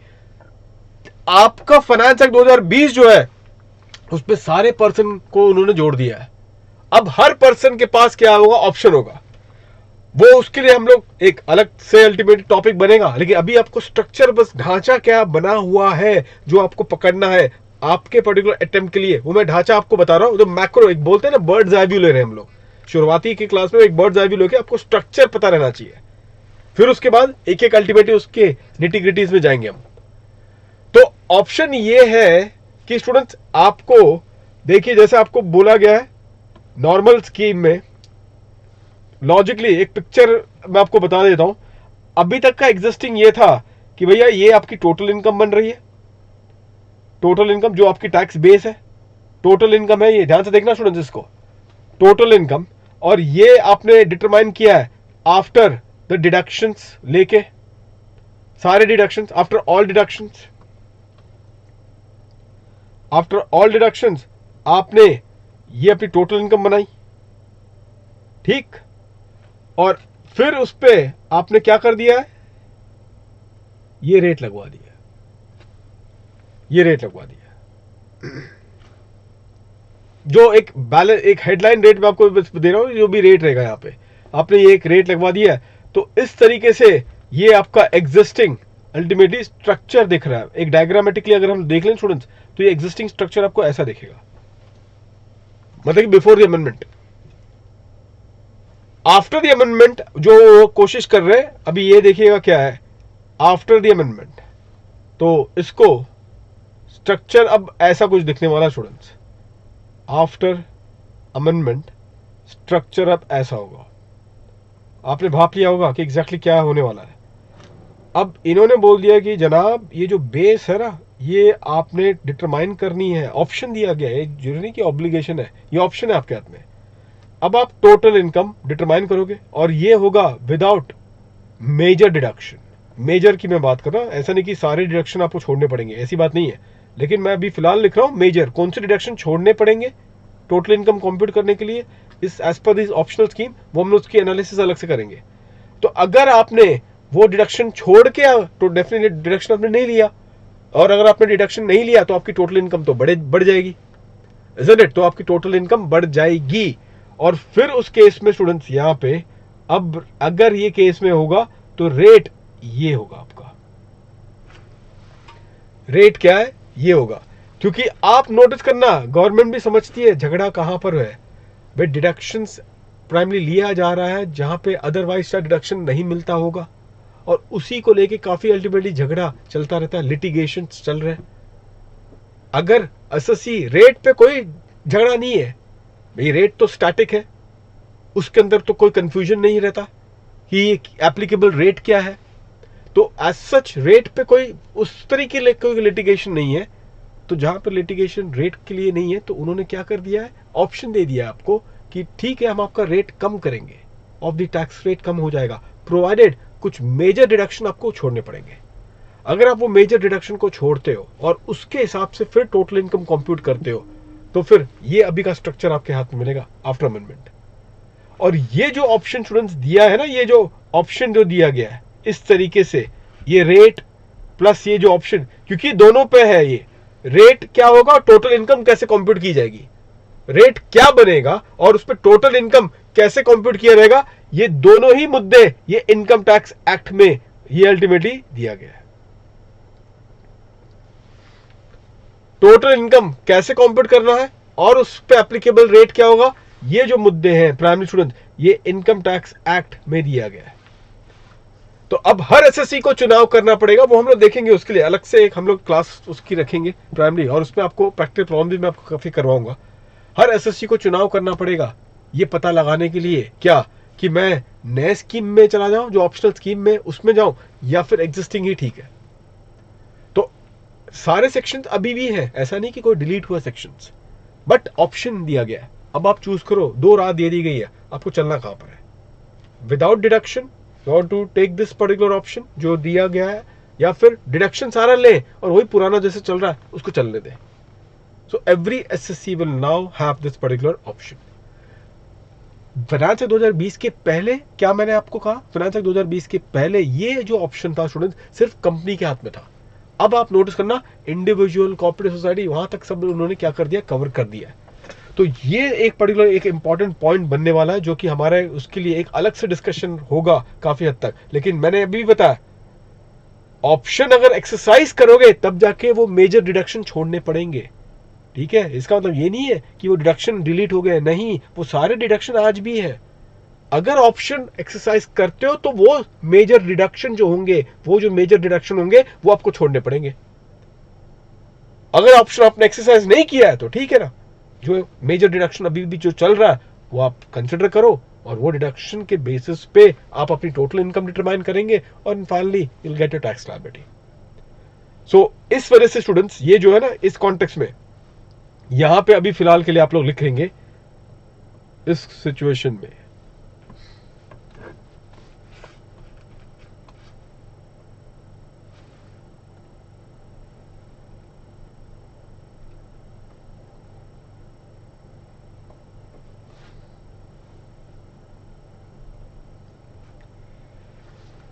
यहां पे स्टूडेंट्स आप सभी लोग लिखना optional scheme,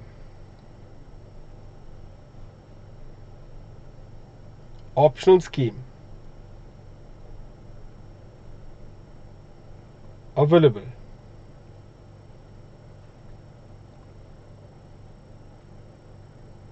where instead of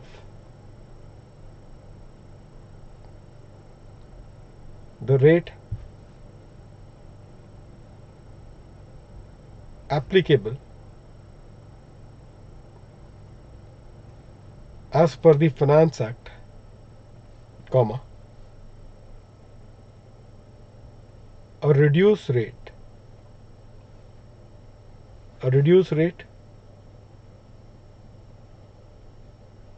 as specified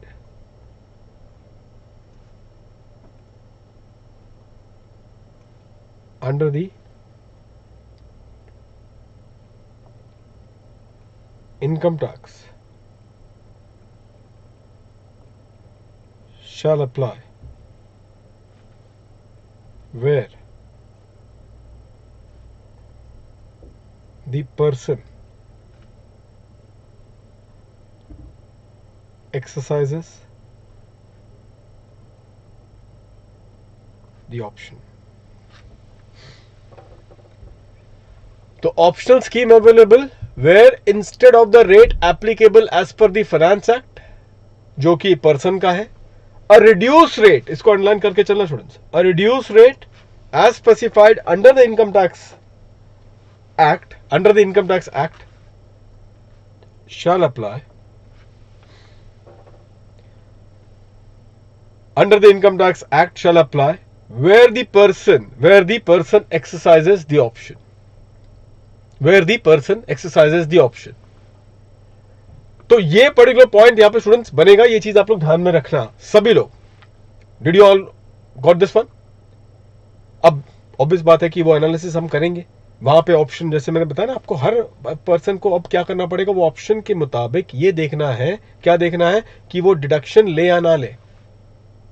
तो एक बोलते हैं ना कि ऑल्टरनेट स्कीम आप लोग देखेंगे उस टॉपिक में जब हम करेंगे, जहां पे ये आपको देखना होगा कि डिडक्शन लेके एग्जिस्टिंग रेट लगा के जो टैक्स आता है वो, या फिर डिडक्शन को छोड़ के जो अब हमारे हाथ में जो ऑप्शन मिला है रिड्यूस रेट का, वो अप्लाई करें और उससे जो लायबिलिटी है बनेगा वो, तो दोनों में कंपैरिजन होगा, और कंपैरिजन में हम क्या देखेंगे, the lower of the two amount.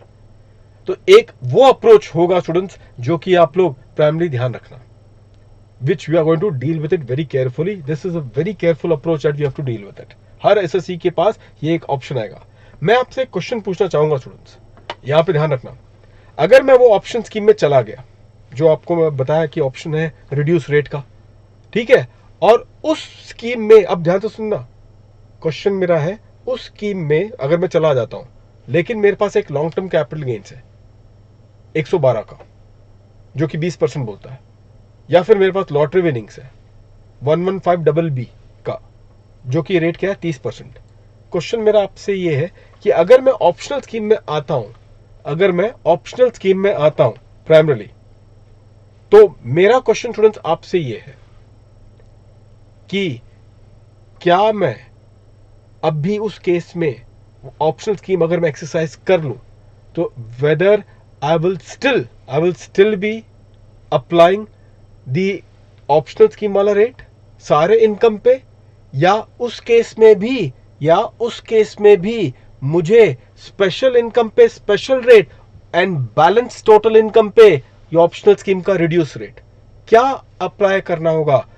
क्या मुझे सारे टोटल इनकम पे ऑप्शनल स्कीम का रिड्यूस रेट अप्लाई करना है, या फिर स्पेशल इनकम पे special rate, balance total income पे क्या है द रिड्यूस रेट? क्या करूंगा मैं अगर मैं ऑप्शनल एक्सरसाइज करता हूं? तो ये दो मैंने आपको बताया, अब बस मुझे बता दो कौन सा सही है, पहला वाला या दूसरा वाला? पहला वाला क्या है स्टूडेंट्स? फर्स्ट वन है, मैंने क्या बोला, सारे टोटल इनकम पे रिड्यूस रेट, या फिर दूसरा वाला ऑप्शन मैंने क्या बोला कि स्पेशल इनकम पे स्पेशल रेट जो है अभी क्या एग्जिस्टिंग जो है स्पेशल रेट वो, और जो बैलेंस टोटल इनकम पे ऑप्शनल स्कीम का रिड्यूस रेट. ये दो मैंने आपको दिए हैं, दोनों में से 1 और 2 बस आप ऐसे ही बताते रहो आंसर जल्दी, कहां टाइप कर पाओगे. पंड्या ने आंसर दे दिया है. ऋषि,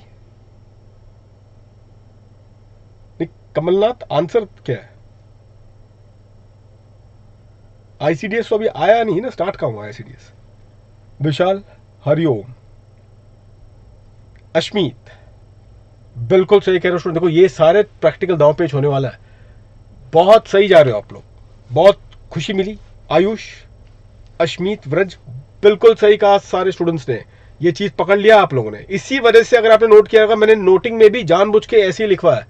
कहां पर? ये जो फाइनेंस एक्ट का जो बैलेंस टोटल इनकम पे उसको उस पे ऑप्शन दिया गया है, ना कि on the special rate. Special rate remains untouch students, special rate remains untouch. बिल्कुल सही कहा आप सभी लोगों ने स्टूडेंट्स. उमंग, ध्रुव, अश्मीत, भूमि, हरिओम, प्रियंका, सारे स्टूडेंट्स वेरी गुड. तो इस वजह से एक सेंटेंस फाइनली लिख ही देते हैं हम लोग कि अगर ऑप्शनल स्कीम अगर एक्सरसाइज कर भी अगर लेता है तो भी स्पेशल इनकम पे क्या होगा, दी स्पेशल रेट, और बैलेंस टोटल इनकम पे क्या है होगा, दी ऑप्शनल स्कीम का रिड्यूस रेट. तो चलो स्टूडेंट्स ये भी नोट लिख लेते हैं ताकि ये प्रैक्टिकली हम एक ओवरऑल क्लियर रहे.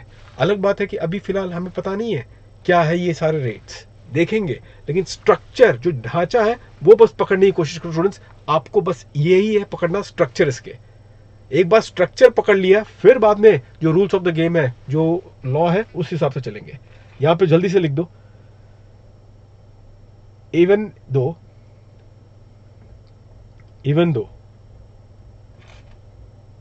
the person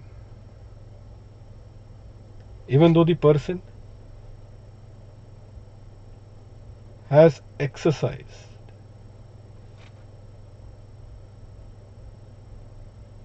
the option, even though the person has exercised the option of reduce rate,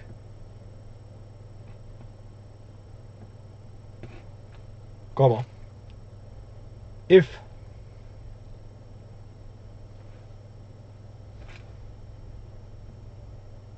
the total income consists of any special income,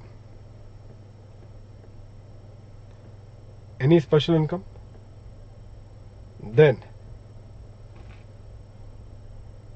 on the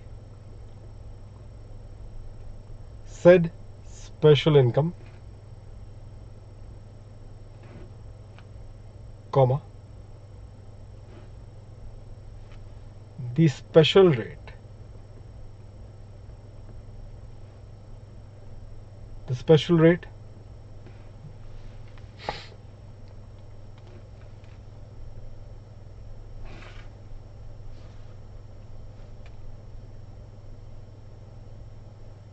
under the income tax act. अभी मैं फिलहाल के लिए IT act लिख रहा हूं, लेकिन examination में मैंने आपको क्या बोला, गलती से भी आईटी एक्ट का वर्ड यूज मत करना, आप एक्ट लिखते रहोगे, ठीक है। The special rate under the IT act shall apply and on the balance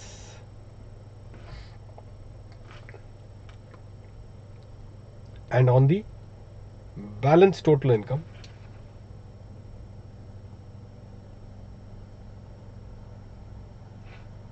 comma,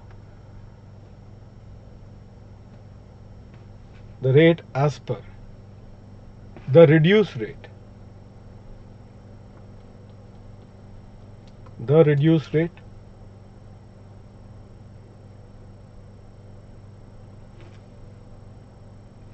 as per the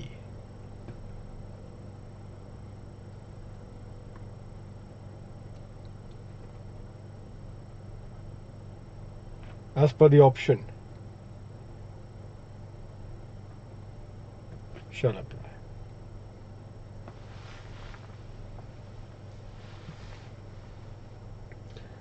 तो ये गलती स्टूडेंट्स नहीं होनी चाहिए।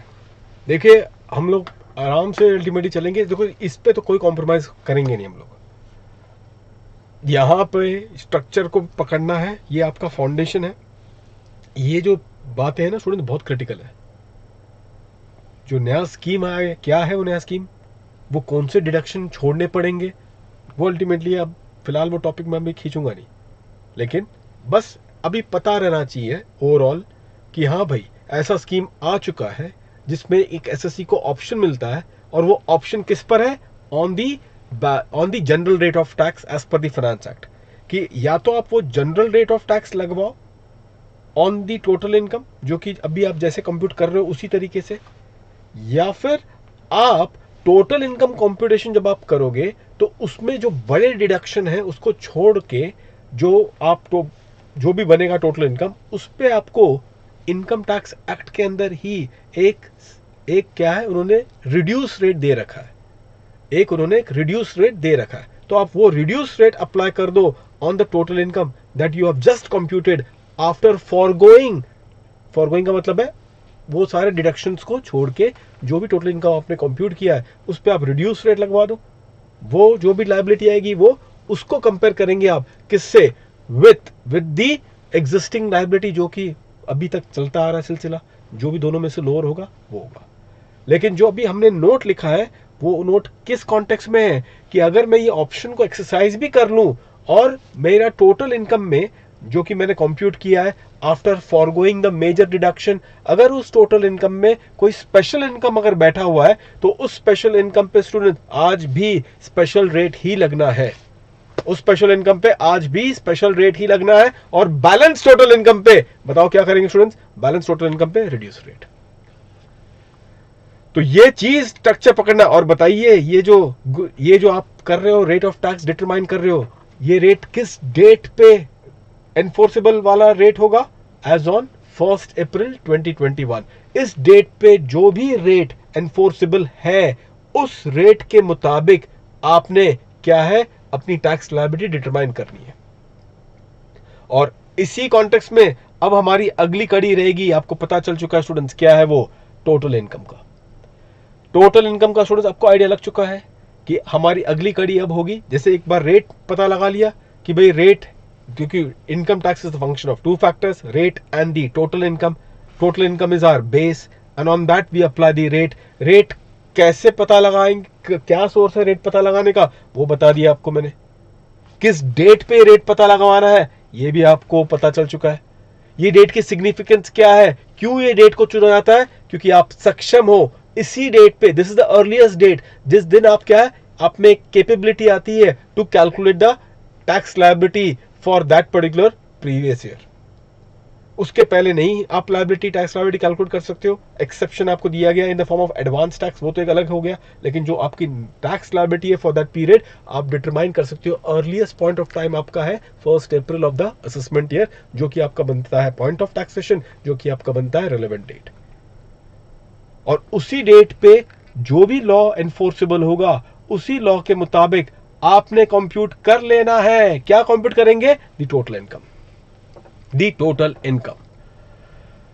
तो ये है कड़ी स्टूडेंट्स। अब मैं, क्योंकि ऑब्वियसली स्टूडेंट्स ये लेक्चर चल रहे हैं यहाँ पे, ऑब्वियसली पहले 3 क्लास जो होंगे ये मैं, क्योंकि यूट्यूब में हम लोग डाल रहे हैं इस पहले 3 क्लास को, इस पे मैं एक एक पर्टिकुलर इसको मैं क्या करूँगा अराउंड ये छोटे रखूँगा lectures. But after that lectures का जैसे मैंने बताया ना स्टूडेंट्स, आप लोगों को पता चल जाएगा कि 2.5 घंटे से लेकर 3 घंटे की क्लास होंगी। फाइन, तो ये सिचुएशन ये होगा। अब स्टूडेंट्स मुझे आप लोग बता दो प्राइमरली जल्दी से, आपका जो टाइमिंग जो होगा 6:15 का रखा जाए या फिर 6:45 का? अगर आप मुझे तुरंत बता दें 6:15 या फिर 6:45, तो उस हिसाब से, क्योंकि अभी तो जो आपका अगला यूट्यूब सेशन होगा 3 यूट्यूब में है, 3 नहीं 4 होंगे, वो आपका 6:15 का ही टाइम होगा। जो 4 लेक्चर यूट्यूब में जो हम लोग दे रहे हैं 6:15 का ही होगा। लेकिन उसके बाद जो लेक्चर्स होंगे वो आपको लाइव यही सेम फैसिलिटी होगी जो यूट्यूब में आप अल्टीमेटली आंसर दे रहे हो, उस तरीके से उसी टाइप की फैसिलिटीज़ आपको मिल जाएंगी। तो वो लेक्चर्स जब लाइव चलेंगे, what is your preferred timing ये आप मुझे एक बार बता दो, 6:15 का या फिर 6:45 का, तो उस हिसाब से we will be freezing this particular date and time. ठीक है, तो मैं उस हिसाब से अनाउंसमेंट भी करवा दूंगा। तो स्टूडेंट्स टोटल इनकम, अब ये जो सेकेंड पर्टिकुलर पॉइंट है स्टूडेंट्स, टोटल इनकम का सेकेंड पर्टिकुलर पॉइंट होगा, जैसे कि आपको पता होगा ये अब हम लोग अगली क्लास में अल्टीमेटली इसको देखेंगे। तो इस सिचुएशन में, इस पर्टिकुलर सिचुएशन में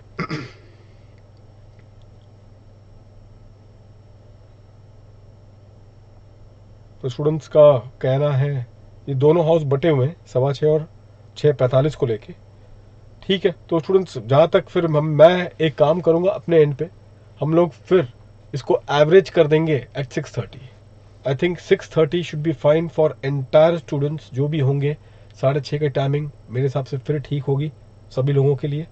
आई suppose 6:30 will be then be an appropriate time for everyone. ठीक है, फुल्ली इंग्लिश वाला ये वाली बैच जो है स्टूडेंट्स, ये जो है बैच हिंदी वाली बैच है।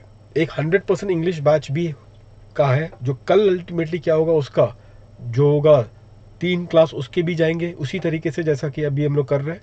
सेम 100% इंग्लिश का भी अल्टीमेटली हमारा बैच है। तो अभी वाला जो बैच होगा ये हमारा ये हिंदी बैच होगी, जिसके अंदर ऑब्वियसली इंग्लिश बैच बोल दो, इसके अंदर हिंदी इंग्लिश दोनों होंगे, और दूसरा वाला जो बैच होगा that will be full English, 100% English होगा। तो उस हिसाब से हमने डिवाइड कर रखा है। तो स्टूडेंट्स मैं 6:30 का रखता हूँ। Abhishek, Shivani, I think 6:30 should be fine for all of you. ठीक है 6:30, चलिए I think all the students. Abhishek 6:30, देखिए कोशिश कीजिएगा, क्योंकि देखो मैं क्या करूँगा पहले 6:30 में क्या होगा, फर्स्ट ऑफ ऑल मेरा अप्रोच रहेगा कल, जैसे कि जब हम लोग चालू कर रहे हैं अगले सेशन में, पहले एक क्विक रिकैप हम लोग लेते हैं पिछले क्लास का, रिविजन। हम लोग अल्टीमेटली क्या है, पिछले क्लास का अल्टीमेटली एक रिविजन ले लेंगे, और फिर उसके बाद we will then proceed further. और एक चीज़ बता दूं, एक स्टूडेंट्स में थॉट है कि sir what about the fact कि अगर हमारी लेक्चर्स अगर चली गई लाइव क्लास में तो कोई दिक्कत नहीं, उसकी बैकअप अल्टीमेटली हम लोग दिलवा देंगे।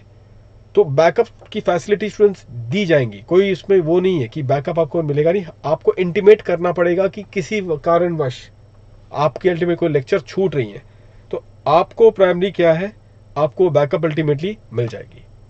सो don't have to worry on the same in this regard.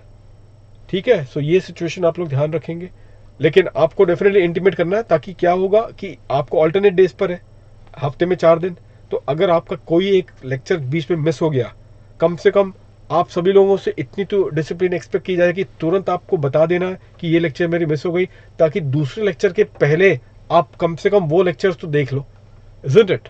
तो वो लेक्चर्स आप देख लें, ये आपसे रिक्वेस्ट होगा, ताकि फ्लो और लिंकिंग बनी रहनी चाहिए, इजंट इट।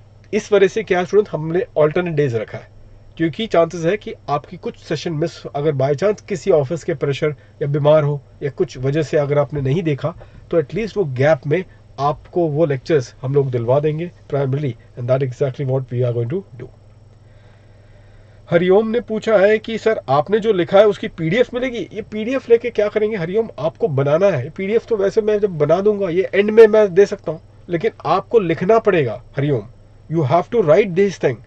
क्योंकि मैंने क्या बोला, आप लिखते लिखते सीखेंगे, सीखते सीखते लिखेंगे, ये चीज आप पकड़ के चलना। ये अदरवाइज ये जो सेंटेंस फॉर्मेशन है ना हम जो बनाने की कोशिश कर रहे हैं, वो अदरवाइज बहुत डिफिकल्ट हो जाएगा, you will really find it difficult. ये आसानी से नहीं निकलता, you have to keep writing. ये आपको लिखवा लिखवा के मुझे पक्का करवाना है, तो वो चीज आप मुझ पे रखना। चलो 6:30 को अल्टीमेटली ये रखा है, लेकिन जो अगला हमारा यूट्यूब का क्लास होगा स्टूडेंट्स, यूट्यूब की क्लास 6:15 को ही होंगे।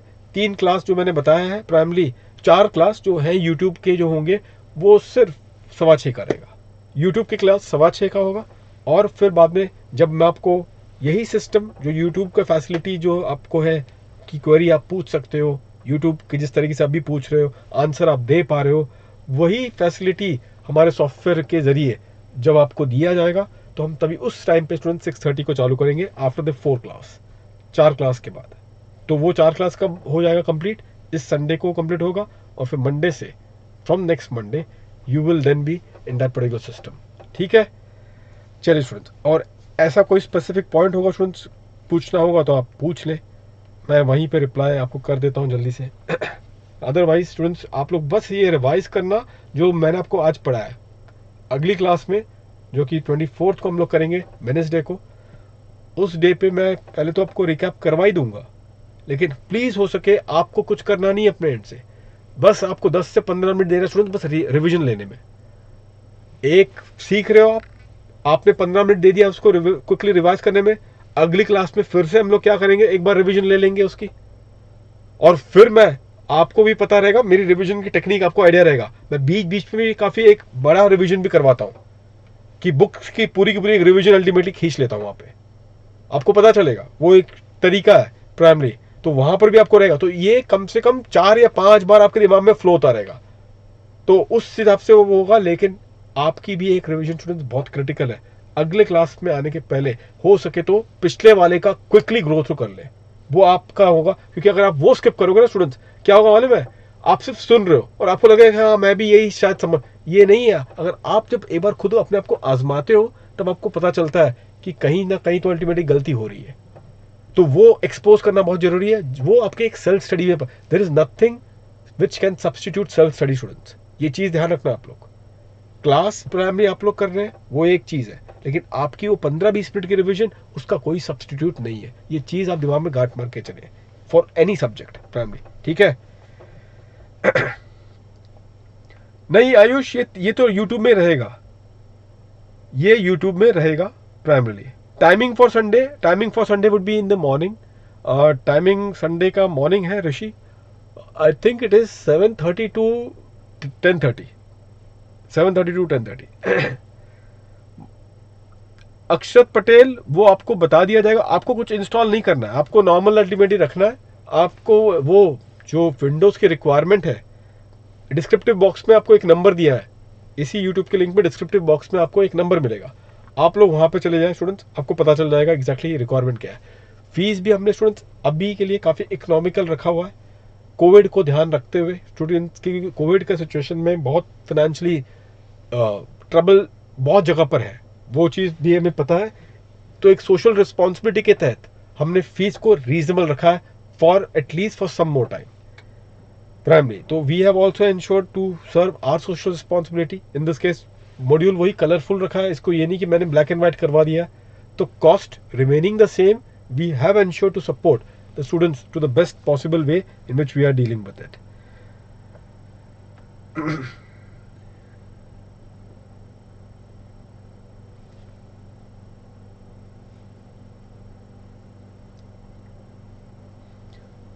पुनीत, बुक्स जो आपको मिलेंगी, बुक्स प्राइमरी अभी तो जैसे मतलब ये हफ्ते में हम लोग डिस्पैचिंग चालू कर देंगे, तो अगले हफ्ते आपको बुक मिल जाएगी। उसके पहले अगर बाय चांस किसी वजह से कोई अगर लेट होता होगा तो हम लोग अल्टीमेटली पीडीएफ दे देंगे पहला टॉपिक का, लेकिन उससे होगा, आपको चिंता नहीं करनी, बुक आपको टाइमली मिल जाएगा। ये हफ्ते में डिस्पैचेस चालू हो जाएंगे हमारे, from this weekend itself we will start doing our dispatches, don't worry. Sunday morning की टाइमिंग है अश्मित, संडे मॉर्निंग की टाइमिंग है। आयुष, या I already have told. Akshat Patel, procedure आप एक बार अक्षत वहां पे कर लें, लेकिन कोई ऐसा सॉफ्टवेयर आपको इंस्टॉल करने की जरूरत नहीं है। यूट्यूब पे हम थोड़े पीछे से भी देख सकते हैं, आपके सॉफ्टवेयर पे है। विशाल, एक बार आप डिस्क्रिप्टिव बॉक्स में आ जाइए, आपको कुछ टेंशन लेनी, जैसा आप चल रहे हो नॉर्मल तरीके से वो कर सकते हैं, आप लाइव में कर ले। देखो at the end of it option तो सारे स्टूडेंट्स के पास है, या तो वो लाइव करवा ले या फिर वो जी ड्राइव में चले जाए।